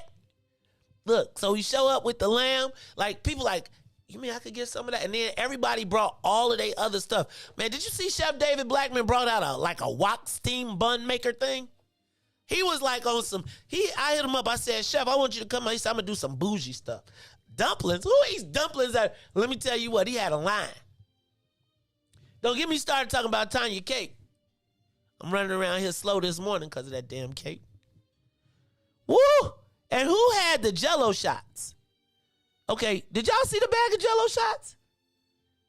Those Jell-O shots, I think they put a whole shot of tequila. I don't even know how they got hard. Because I feel like you can't freeze alcohol, and them Jell-O shots was off the chain. Riis, it was a time of fellowship, camaraderie, Black economics. Can I tell y'all, thank y'all so much. Y'all gave Big Swill his biggest sales day ever. Like, that was his biggest sales day ever. Thank you, he said. Riis, and I gotta ask you, because I know you see, Riis, I know you're gonna be on the other people's team, but let's talk about this. Because there was one point at the party yesterday when the white boys started peaking. Right? So there was white guys that was there. They was driving around. They had a pickup truck. They was doing work and all type of stuff. And I'm not tripping, right? So, but you know, it's like the what's in it for the Black people cookout. And so now I want to talk about, shout out to Michelle Flagg, and she brought a hot peach cobbler. Hot. Like, out the oven, and gave me a bunch of crust. Audrey Tanksley and them, y'all should have seen Audrey and them, they set up, I'm going to talk about y'all funny acting, Audrey, Ready Rock, and all them sitting in the back of the parking lot. Ready Rock had the biggest Polish sausage ever I've seen, like somebody eat. She had it on top of it. She had lettuce, tomatoes. You put lettuce on a Polish? Who puts lettuce on a Polish? That girl had everything on. Like, you couldn't even see the hot dog. It was just like sticking out like a little bit. So I was like, man. So I'm gonna tell you. So can I tell you something? There is nothing that I enjoy more than seeing Black people having a good time. Right? Like, and the whole fact of, like, you know, like, people, I love when people be like, how much do this cost? And it's like, none. And I love how everybody be like, I got some of this. You can have some. Try this. Let me get a piece of that. Let me do this. Let me try some of that. It was, the only thing I would have did, like, we got to have like I'm going to send out a tailgating list, because y'all got to bring a table. Right? But it's okay, because it was great. It was great to see all the people out there. So, Reddy said, you lying. She said she don't even eat hot dogs like that. Anyway, so there was a point, Riis. There's a point in my, so when I came to the joint, you saw my man Fred Harris, right? So Fred was the Ranger, like the dude who had on the Bears Army jersey, but he like a real Ranger, like the kind that jump on the helicopters, be sliding down the pole. Like, he went to high school with us, but like he left and went to the Army, and then like we seen him winning wars. He got like all type of stuff. Like, he was kicking the doors down, the whole joint. So he on security the whole time. Like, one time I woke Fred up and he almost karate chopped me. Cause he was like, man, you know, in Afghanistan and stuff, you got talk about stay ready. He stayed ready. So I was looking around, Riis, and then there's a point, I kept seeing the pickup truck with the white boys in it.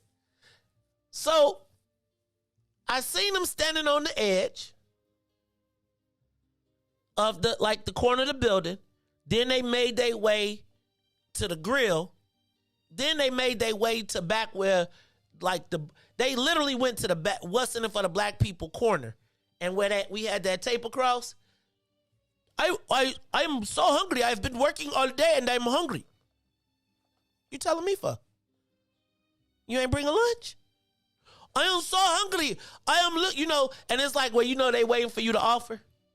And so I said, okay, did you pack a lunch? That ain't what you said, is it? Yeah, I did, Riis. Because this is the thing.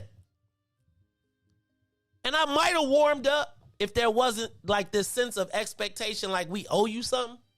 Like you just supposed to get something. So Riis,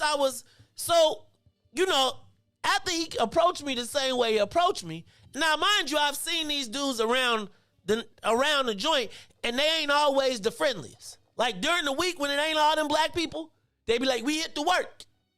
That could have been y'all connection time, Riis. So here goes my point. So now I'm watching these white boys, and I'm on like S, like. But then, people like, so I walk off. Like, I give him no play, right? Like, he was waiting for that breakthrough moment, where your eyes change. You be like, oh, come on in, make yourself at home. I was thinking about every cookout, picnic I done ever went to when the white boys be cooking. They don't never be like, you want some? Now, maybe at a tailgate, maybe. But, hold on. It's not seasoned anyway, man. You don't want that food. Man. It's not seasoned. Why would you? So, Riis. The white boy leaves me. Like, he clearly ain't getting. He clearly can't read nobody's shirts. So he moves on and makes his way around to somebody else. Now, the somebody else is looking at the white boy and I'm so hungry. I am hungry. Can I have some meat? So, now here's the best part. Because now I went to go sit down with New Era Chicago, right? So we just over there chilling, whatever. And I see my Sister E, like. And I turn and look at the white boy, right? And she like, yeah, what is he doing? What is he doing? And I was like, why does he not understand this ain't for him? This is not your party. You are here to work. This ain't your party. And I'm feeling a certain way because I just basically told you no. So you make your way around to the black folks who, as we do all the time, was like, you want to eat? Here. They start piling his plate up. Dude go get a plate. He go get his boy. His boy come back. They get a plate. They wrap it up. They put it in the car. They don't sit with nobody. They don't come into our space and say, may I join you? May I fellowship? Give me mine to go. Because I'm not messing with y'all, right? Like, it's one thing if they rolled up, hello, how are you? They didn't go in the store. They didn't buy nothing. They didn't bring nothing. They just felt like they were supposed to get something. Now, I'm watching the black. So me, now all New Era, everybody got their eyes on these dudes because we like security threat. Like, this the blackest place. It's two white boys, and we are bending our asses over to make sure that they're comfortable, that they get food, that they get to take food, not even sit with us, take it to their car, and leave with it. So, like, New Era, like, look, the New Era people like, dang, I mean, how much is he gonna get? Like, and then if you get some, you be like, just give me a hamburger, give me a hot. They would load it up his plate. I don't care how much food we got. I said until every black person in this universe eats, then we'll pass out the food. Ribs? I'm like, wait, y'all ain't getting burgers? Y'all getting hot dogs? So let me tell you. So I walk over and I say, hey, fam. Mind you, I'm paying for all the stuff. Why we feeding them? Why we feeding them? Now, and part of it is, you asked me, I didn't say yes, so you're going to go find another Negro, and another Negro says yes. And not only do you feed them. I'm not, and Riis, I'm not that petty. But I felt like you walked up to our joint, everybody here has been communal. You're going to take from us and not put nothing back. So let me go back. So afterwards, I go to the brothers and I be like, Femo, this is the what's in it for the black people cookout. What's going on with the white boys and why they got plates and why they going on? Do y'all know that they snapped on me? Like, man, why we can't, man, the man can't eat. It's like, we can't be like that. I said, this is the what's in it for the black people cookout. And I was like, so the white boys came over here. They got whatever they want to eat. and we're accommodating them. Do you know they talk, well, I got white blood in me, you got white blood in you, we all been slaves. We gotta be kind to everybody. And I said to myself, now mind you, this is how we always operate. So if I come to you and I'm like, cuz, how we taking care of dude and them and everybody here ain't ate yet? But we are, and I'm telling you, it was so crazy to listen to the things that people were saying to me, like, hey man, we all got to be unified. We all got to get together. We all got to black, it's like, you got black blood in you too. You don't know what your ancestry is, blah, blah, blah, blah, blah, blah, blah. And you know what all I could think of? Was Dylan freaking Roof. Dylan freaking Roof. So no security check. Nobody passed these dudes down. Nobody says, okay, white people can walk amongst us and be comfortable and not even be with us. And I was saying to myself, like, do y'all think they should have got patted down? Do y'all think that I feel like white people don't have any, like they feel like, man, Joe, y'all having a what's in it for the black people cookout. And I'm about to eat and drink and be merry, but I'm about to take it. Like, you didn't come to fellowship with us. Take your plate and go, because you still don't see us the same. And I guess, am I petty? Was it petty for me to be like, hey, Joe? Because they was getting paid for what they was doing. I can't think of a time when we are welcomed into their neighborhood. Like, you think you going to Mount Greenwood, they having a picnic and you getting some? We are on 55th and a Dan Ryan. And I'm not saying that we can't, but you have to come to us. Oh, you got to come.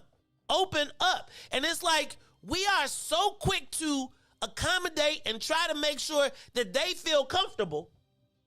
So much so, check this out, right, y'all? And I don't mean this in a foul way, but we are so willing to make them comfortable that you're willing to argue with the person who's paying you to feed the white boy. Like, and I don't know if that's petty, but I do feel like at some day somebody got to be like, they ain't always going. And I think to myself, like, Famo, make them work at least. No, you got to go. He decided which Negro he was going to go to because he didn't get the answer from none of us. And I don't want to be petty, but I'm just asking. You ever been to lunch? You ever been somewhere? You ever seen white boys barbecue and you feel comfortable enough to walk up and be like, let me get a burger? As a matter of fact, I don't want a burger. I want meat.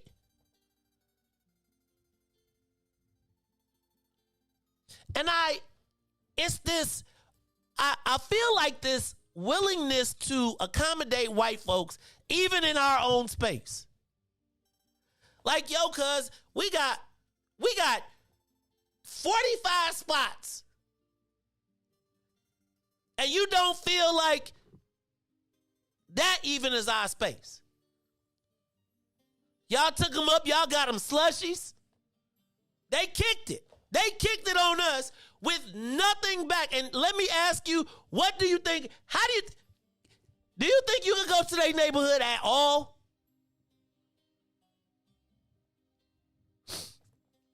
And I'm gonna tell y'all, I'm so not petty. Like, I so wanted everybody black to eat. But I just felt like I was just, and I think I was more appalled at the black folks calling me out for saying, why y'all feeding this white boy? And that's not to say I would never help or do, but I feel like they don't feel like they have to respect our space. And it's just like that. Remember when Dylan Roof came to a black church to pray? You gotta act like the only people that was on like, let me not say the only people that was on security, because I feel like all of us was watching them. But it's like, and why I always got to be the bad guy? Right? Like, yo, cuz we don't know you.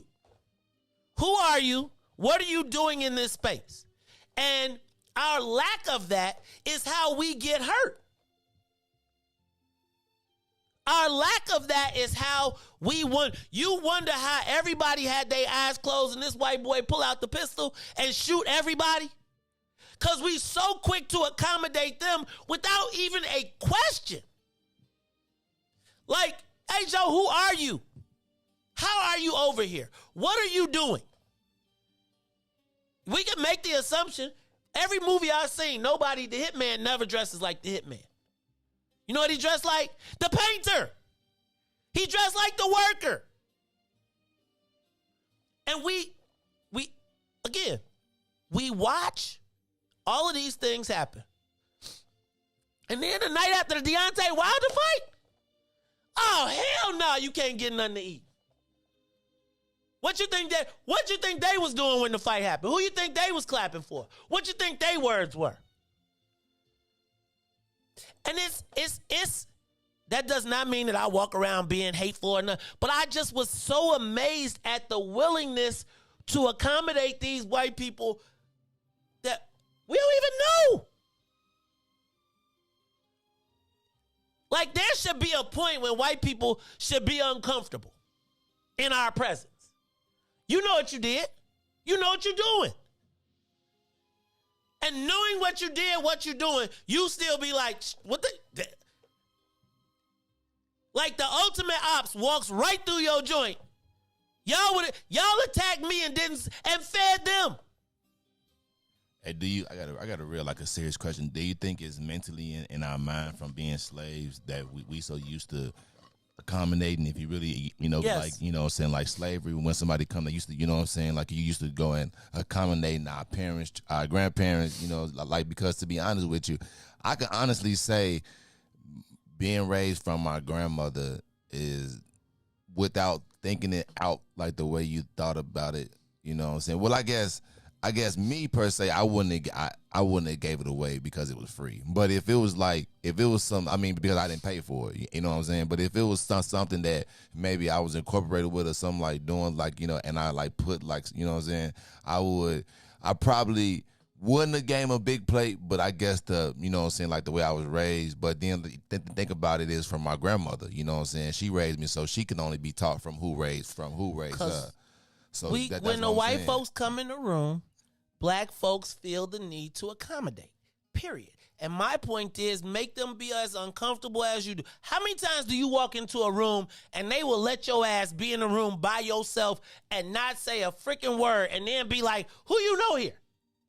How many times have you been hurt, harmed, or endangered? And I'm not saying we even had to do nothing bad.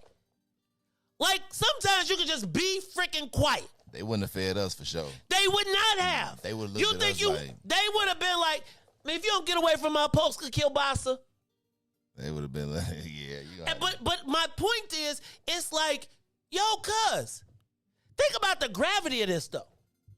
Think about how deep it goes when the dude whose actual food it is like, don't give my joint away, and you arguing with me to feed this white boy, and all the black people here ain't ate yet. I don't care how much I got. I want if everybody black here needs to take a plate home or 5 plates or feed their kids at the crib with what we got, that's what we do as what's in it for the black people. They would have bought a shirt. I don't know. They should have bought something. No support. None. Not one thing. They didn't even, you know what, Riis? If it's me and I smell something, I'll be like, can I give you $10 for the plate? And then you going to tell me no.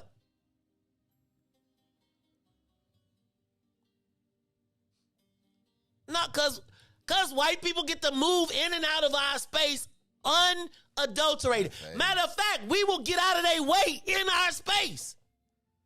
If a white boy walk in the room, somebody is going to do, I'm telling you, a white boy come in the room, black people are going to accommodate that mug.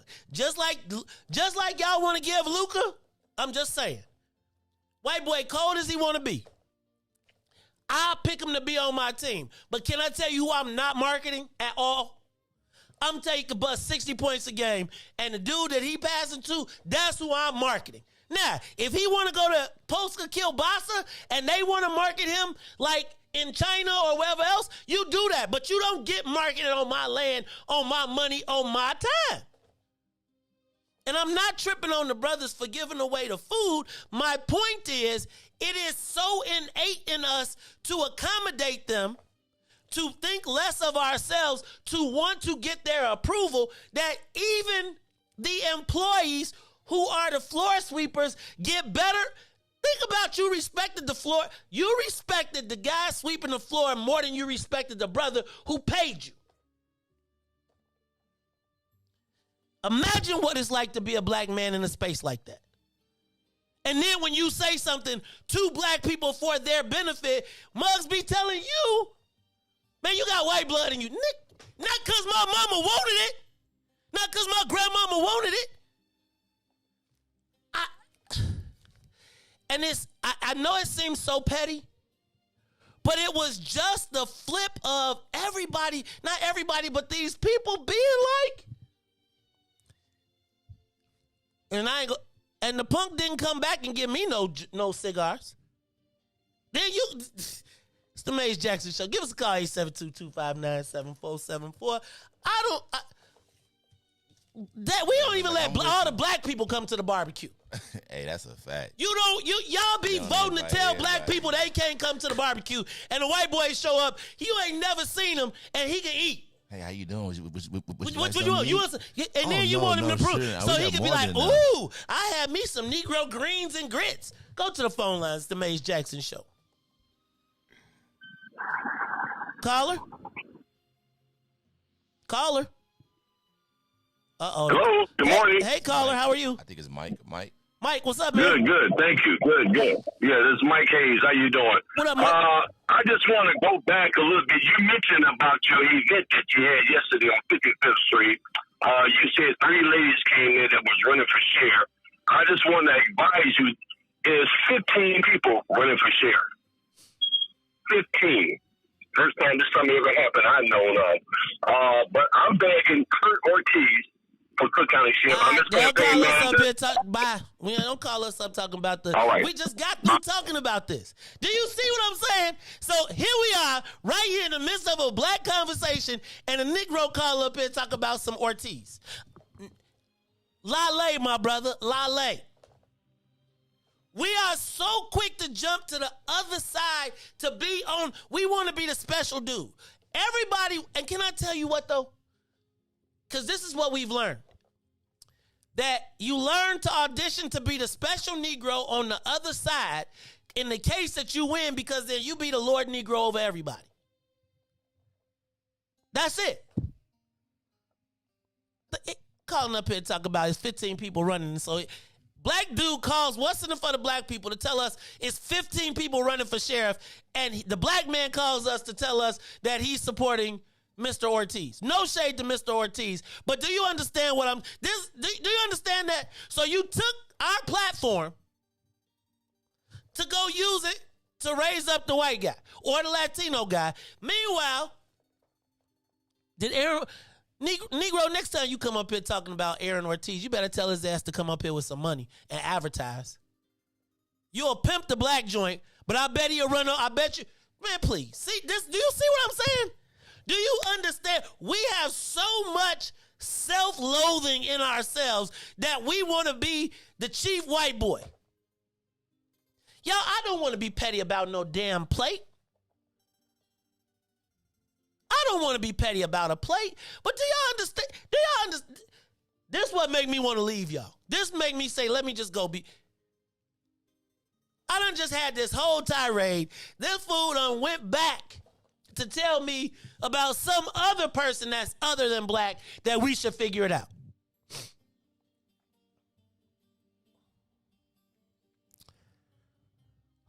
I thought the what's in it for the black people was the blacks only sign. Can we start doing that? Or we going to be offended when they say whites only? I'd be like, if you want to be whites only, have it, ma. However, at least I know the white people are going to be like, you ain't getting no. White people discriminate against white people. Black people won't. White people like, oh, no, that's not, no. Though, what do they call them? Those are deplorables. Let me check this out. We fed Trump supporters yesterday.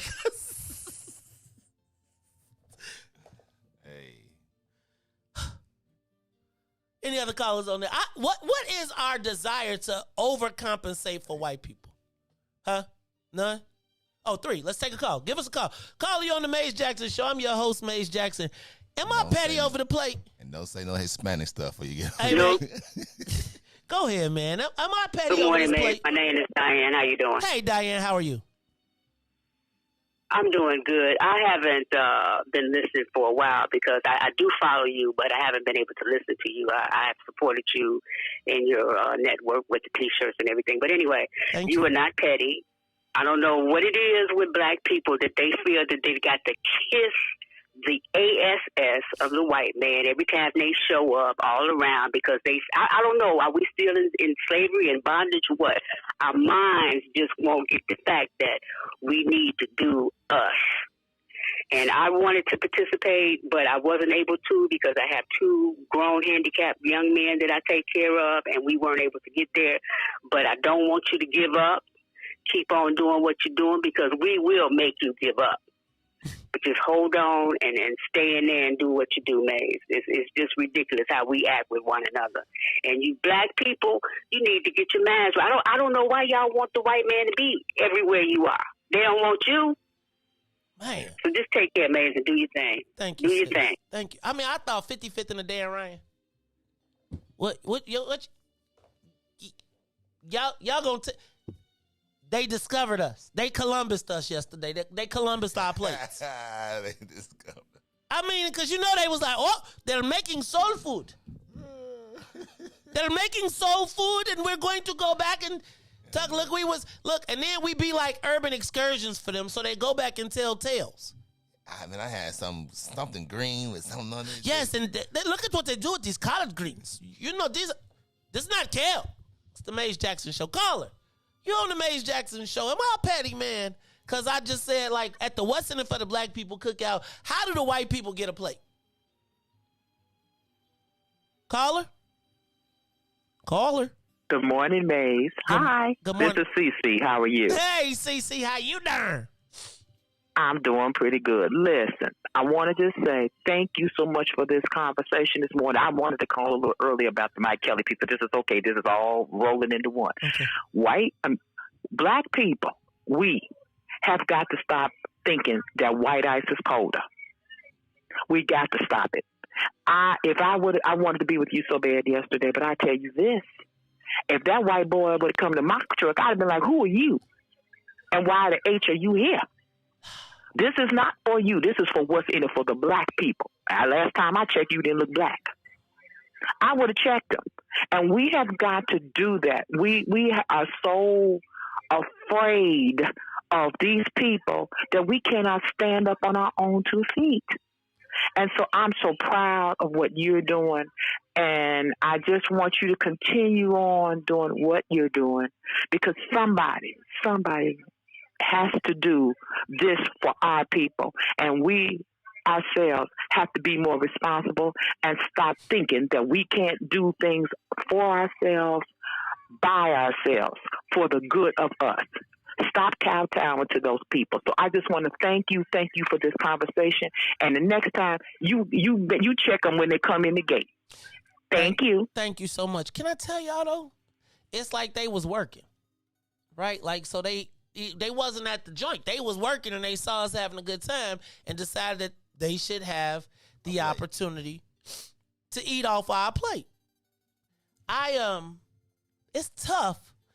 Can I tell you the hard part though is when I tried, when you and it wasn't the white boy, it's almost like the white boy knew that he was supposed to leave. But the black person saved him. right? Like, I was like, you see, this us. This our thing. It was, I didn't get jumped on by the white boy. The white boy was walking off. It was the black folks being like, come on, callers, you're on the Maze Jackson show. Dang, I got callers. We're going to take these calls. Why is it, was I petty for not wanting to get a white boy a plate? Give us a call, 872-259-7474. Caller? Good morning, Maze. Good morning. Good morning, Maze. Is that Sister Zakia? Sister Zakia, was so good to see you out there fellowshipping with us yesterday. I enjoyed myself so much, but I was hoping that you would put that mask on that I bought you. Oh, you didn't put it on. You didn't have your mask on. That's because, Sister Zakia, I was outside and I was drinking my vitamin D. But Sister Zakia came to me with a gift too. I was super. Y'all, I got a fresh Bears mask too. I can't wait to rock it. Go ahead, Sister Zakia. So you came and kicked it out. But listen, let me just say this, Maze, because you know I had a good time, because you know I love being around my people, especially the younger set. And I got a chance to put names with faces out there and everything. But I'm so glad I hadn't arrived yet when the white folks were being fed by our people out there, you see. And I know why you feel the way you feel, because we know that they don't want us on our set. But remember, we still have black people that want white folks to love them and accept them. And they will go against you in a heartbeat. They will fight you over white folks because they love white folks. We got that kind of Negro still on our set. So, you know, cool off, calm down, and we just have to get away from those kind of people, and maybe next time they won't come on the set because we got them out here. Either you gonna accept them or not invite them to the set. But I enjoyed myself. I was hoping the brother said he was gonna give me a ride around the parking lot in that funny car out there that I like. Hey, Mike. But when I looked around, he had. Pookie, I'm going to make Pookie come get, I know exactly who it was. We going to make Pookie come on down here and get Sister Zakia a ride. That is Mike Brown. And Mike, don't make us come get you. We don't play about Sister Zakia. And what was so funny, though, was when Sister Zakia came in, she had her mask on, so people didn't know who she was. Right? And I was like, this Sister Zakia. She had a whole applause crowd. Like, it was like, woo! All right, y'all. Callers. Was I petty for not wanting to get a white boys a plate at the What's in It for the Black People cookout? Give us a call, 872-259-7474. Caller, are you there? Hello? What's going on, Maze? This James A, man. What up, James? Man, let me tell you. Boy, you took the words right out of my mouth, man. Let me tell you, man, I was trying to make it yesterday also, but I'm too busy trying to get ready for the What's in It for the Black People car show. Oh, so, we almost had that, too. Yeah, with that being said, man, dude, we still got that Stockholm syndrome, bro. We still begging to be accepted. We mentally begging to be accepted. Oh, well, they're gonna give us a fair shake this time. Ooh, we see them. They're gonna want us to come with them, dude. They showing us every day. George Floyd didn't teach nobody nothing. The crippled guy who just got dragged out of his car by the cops ain't showed him nothing. We still doing the same stuff. We shall overcome. Martin Luther King, we ain't overcoming nothing. We still being overcome. Man. Yes, caller. Yes. It drives me nuts, man. That was, when the dude said to me, I got white blood in me too. You got white blood. I was like, as black as I am, I know are we saying this with a sense of pride? Like, it was really a moment where I'd be like, this is exactly why I got to find me something else to do. It's the Maze Jackson Show. Caller, you on the Maze Jackson Show. What you got for us? Was I petty for not wanting to share the plate? No, sir, man. And listen, I want to just, I've been following you a minute, when you was at the other spot and followed you over here. And what you're doing for our people, man, is you're basically enlightening us on where we're at. And as it relates to white people. And what's important, we need to understand, if we went to their party, they wouldn't give us no plate. So, hell, no, you were good. You were good. Let them get their own. You know? Thank you, caller, because y'all got me feeling That's super why I look petty. at it.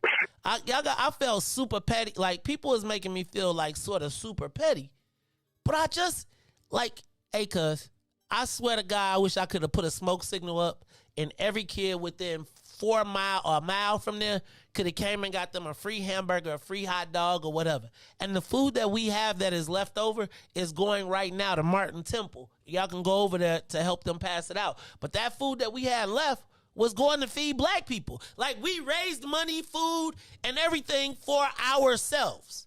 Like, we didn't go get no white people. We didn't ask for a sponsor. Everything that happened was our own collective. And we opened the door for it. And I'm not saying that these two guys were it, but it's that welcoming experience that creates the Dylan Roof moment. I.e., while we all fellowship and got our heads down praying for God, you invite the devil in.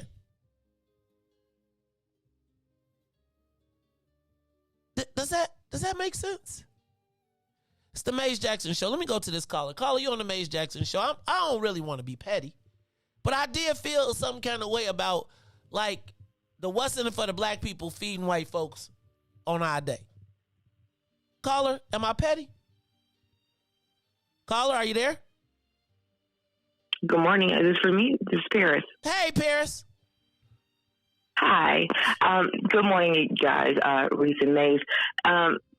No, you were not petty whatsoever. In fact, I agree with you 110%.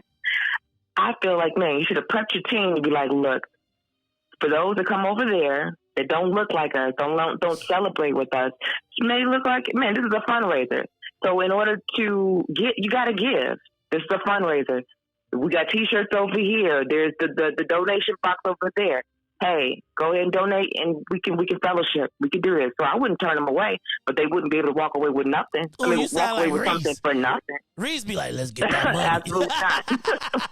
Yes, because I mean, at the end of the day, it's about what's in it for the black people, and the more money we have coming to groups and organizations like yours, the more black people are better off.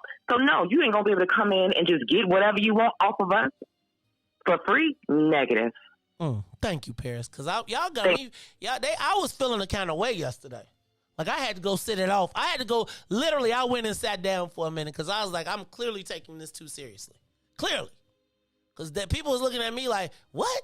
Are you really not about to get these white boys a plate? I really wanted them to go home with a story like, we went to a black event and they would not give us a plate. They serious out here. Y'all ain't mad. They be like, these niggas ain't mad. They are Anjanette who? Do y'all understand when I see the white boys walking up, I see Dylan Roof? If I see us, if we ain't got no guy with a pistol standing on point, that's like, yo, shout out to Fred Harris, who was like, oh, I'm watching the white boys. Like, you can't even walk in a store in your own neighborhood without them treating you. They come to your neighborhood, you want a plate? Same people be following you. Let's go to the callers. Callers, talk to me. Am I petty because I didn't want to get them a plate at the What's in it for the white people plates at the What's in it for the black people cookout? Turn your thing in the back down. Good morning, man. Turn it down. Turn it down in the back. Can you hear me? Yeah, but you got to turn me down in the back. Whenever you listening to me, you got to turn that down. Better than that. Yeah. You got to turn your radio down. I do better than that. Thank you. Okay, it's all. Okay. Good morning, everyone. Thank you for a fabulous time yesterday. Now let's talk about the sneaky creeps. You know where I was parked at? I watched them. They stood back there. I turned around. I asked them, "Excuse me, can I help you with something?" They did not say a word. Francine said, "Tanya, don't be like that." I said, "No, because it's not about them. It's about us." So I turned around and said, "But you all need to leave. Get from behind me." They left. I didn't see them. Then I seen them go further down. I said, "Oh, they don't want no smoke because I got the heat." Francine said, "Tanya, don't be like that." I said, "Can we go to Mount Greenwood?" Hell no. Hell no. I had a serious problem with them fucking being there. And I'm just going to keep it real. Don't say shit. Don't ask for nothing. Move around and leave a lot.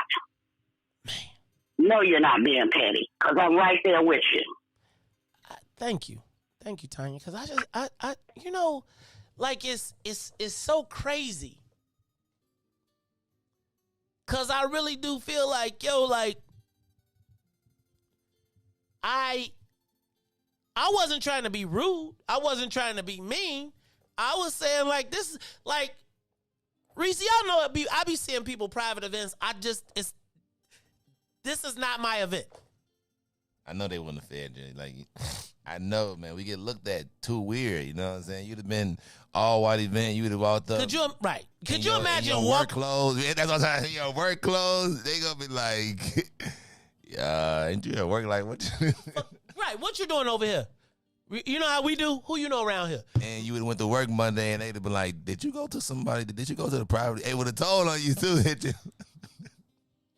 And we around here like, sure. It's like I feel like we can be friendly but firm, right? Like I want people to go back to their neighborhoods and be like, "Hey man, they on point." Like, yo, it ain't it. You know what I don't want? You know what they left and said yesterday? Oh, it's sweet around there. Oh, we hit a sweet lick. They fed their whole family on us being a sweet lick. Like a sweet lick right there. We was the sweet lick yesterday for the. Think about that. We was a sweet lick. Think about white boys going home saying, "This dinner was paid for by what's in it for the black people." Go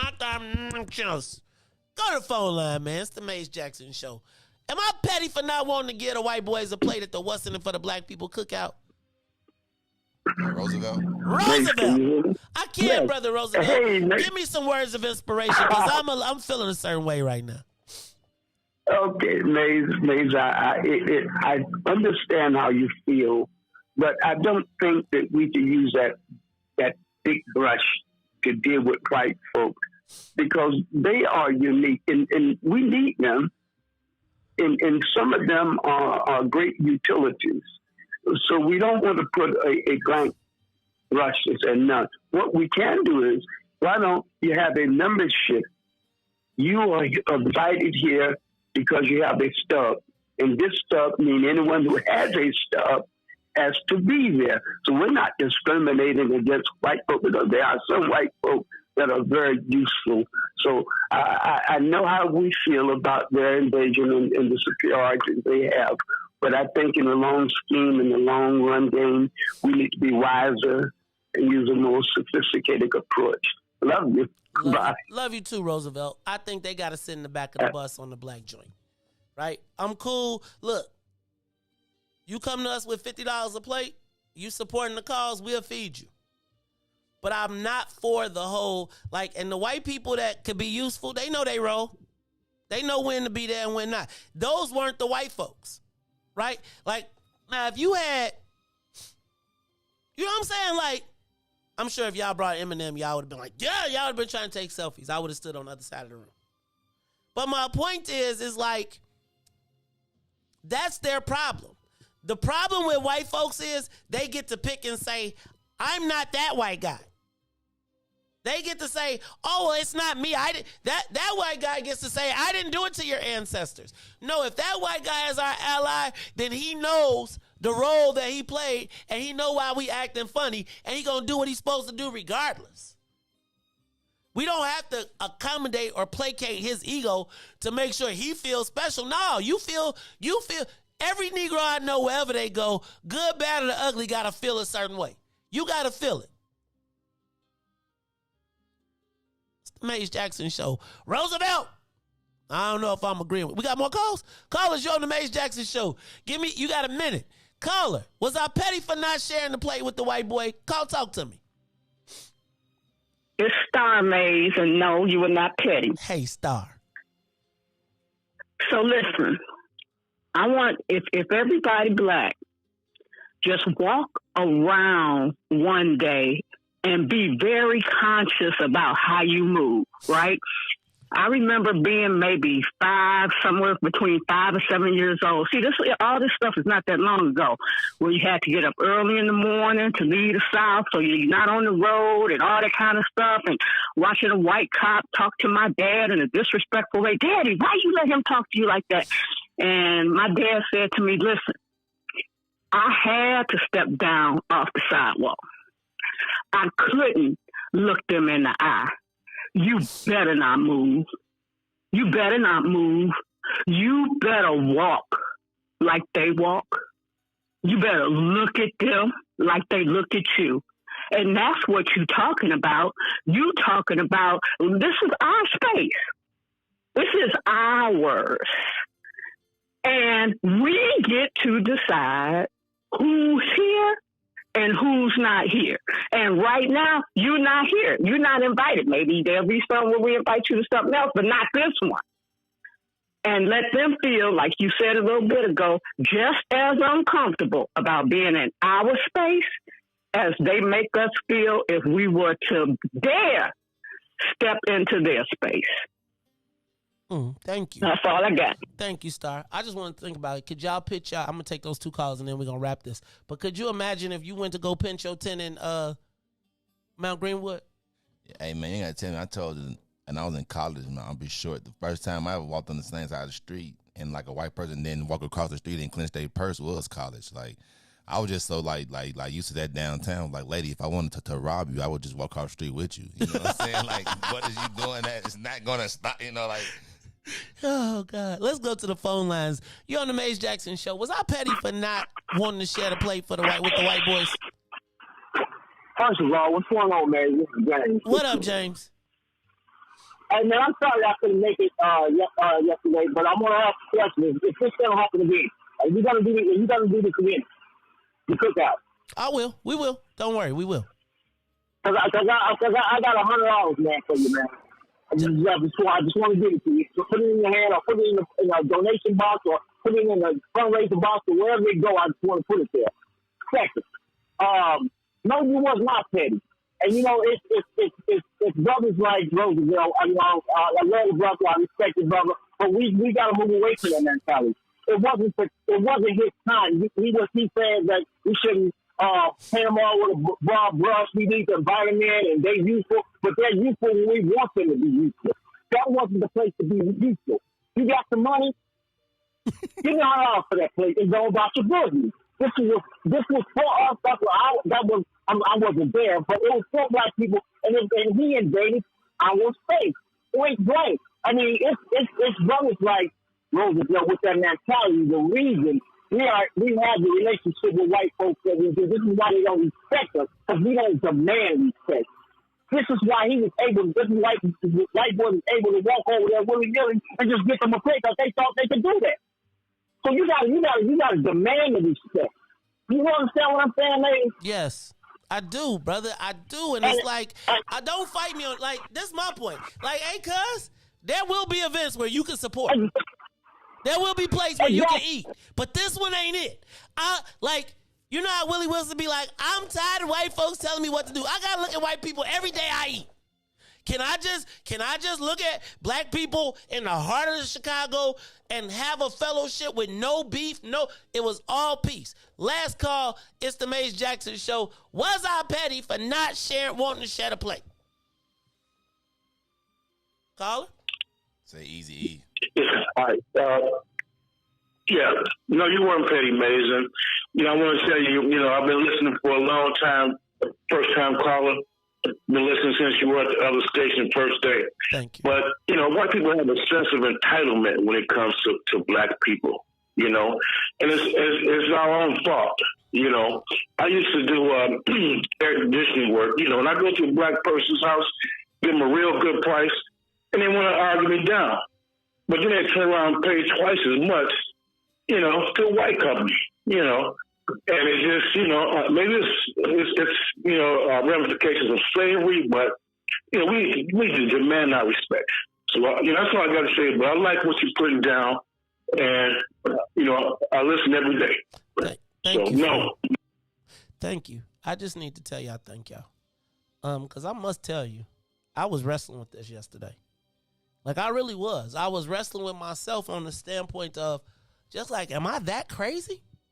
Am I that crazy to think that there could be a space where white people in black universe where white people can't just walk up?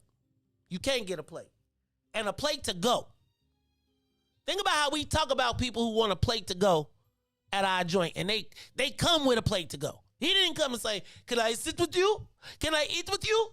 Yeah, because it might would have made a big difference if he would have came there. But if he would have came and they would have popped their chair down and sat down amongst us, you know, if they would have sat down and popped their chair up, y'all know all the sisters would have been dancing with them and kicking with them because, you know, white people be novelties. They said, no, we don't want to sit with you. No, we don't even want to come in. We want to walk around the perimeter because we don't want. It's the Maze Jackson Show. Y'all be making me. It's okay, though. It's all right, though. Happy Indigenous Peoples Day. I just want to tell all my Italian friends that are listening right now, y'all holiday got discovered.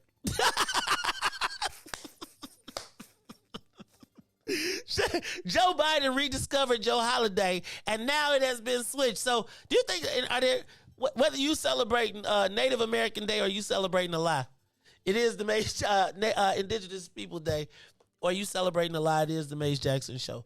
Hey man, y'all just got to get somebody different than Chris. We know he didn't sell the ocean blue and come through. So that's all I'm saying. Just have Italian Heritage Day. Just can't be Chris no more. All right, y'all. So for Maze and Riis, Ruthie, we seen Todd watching. Todd, you had a day off today. You still didn't come in, dog. Riis, am I gonna have to take his name? He's like, Come on, Frag. You got to come through. I'm holding Todd, on, we still like man. you, dog. I know we be talking smack, but you welcome. Man, you know Ruthie will give you that check back. No, she won't. No, she not. Ruthie was like, that was the funniest thing. When Todd came in and saw Ruthie, you saw it, and he went to go sit there. So he was like, and Ruthie was like, I let him in, and Ruthie was already sitting down. So you know me, I'm sitting there. He thought she was gonna get up. I'm sitting here looking at it, and then he said, "Oh." I was sitting there looking like, let me fix the mics right here. I don't see nothing. I don't see nothing. Look, and we didn't even switch. We got to put the red on that side and the gold on that side. See, I did them all by colors. Okay. Red was Ruthie, Delta. Gold was Todd. Blue was Signal. See how we did that? Okay. I know that's probably, too in-depth for, But it's all good. Hey, Riis, we did it, dog. We went on ahead. We rocked the show. We woke up. My tongue was stuck to the roof of my mouth for a little while. Them tequila Jello shots, ooh, they put a whole shot in every shot. That was crazy. All right, y'all. For Maze, Riis, Ruthie, and Todd, I am the host of the Maze Jackson Show. Y'all are so bogus with the dog smell. Not when it's raining, right? I am the host of the Maze Jackson Show, asking every single day, what's in it for the black people? And not the white people can't get no plates next time. And if you don't like it, you can still tell them. Maze said, we out of here. Peace. Let's get down to business and go ahead and address the facts, man. Lightfoot seems more lesbian than black. Rahm Emanuel's another case. He was just as tired. 50 closed schools left much to be desired. Police had Anjanette naked on that body cam. They suppressed the footage so it couldn't touch a lot of hands. Reminds me of that 16 shots in that cover-up. Both of them similar, so I went and dug it up. George Floyd killed, a lot of riots happened in the town.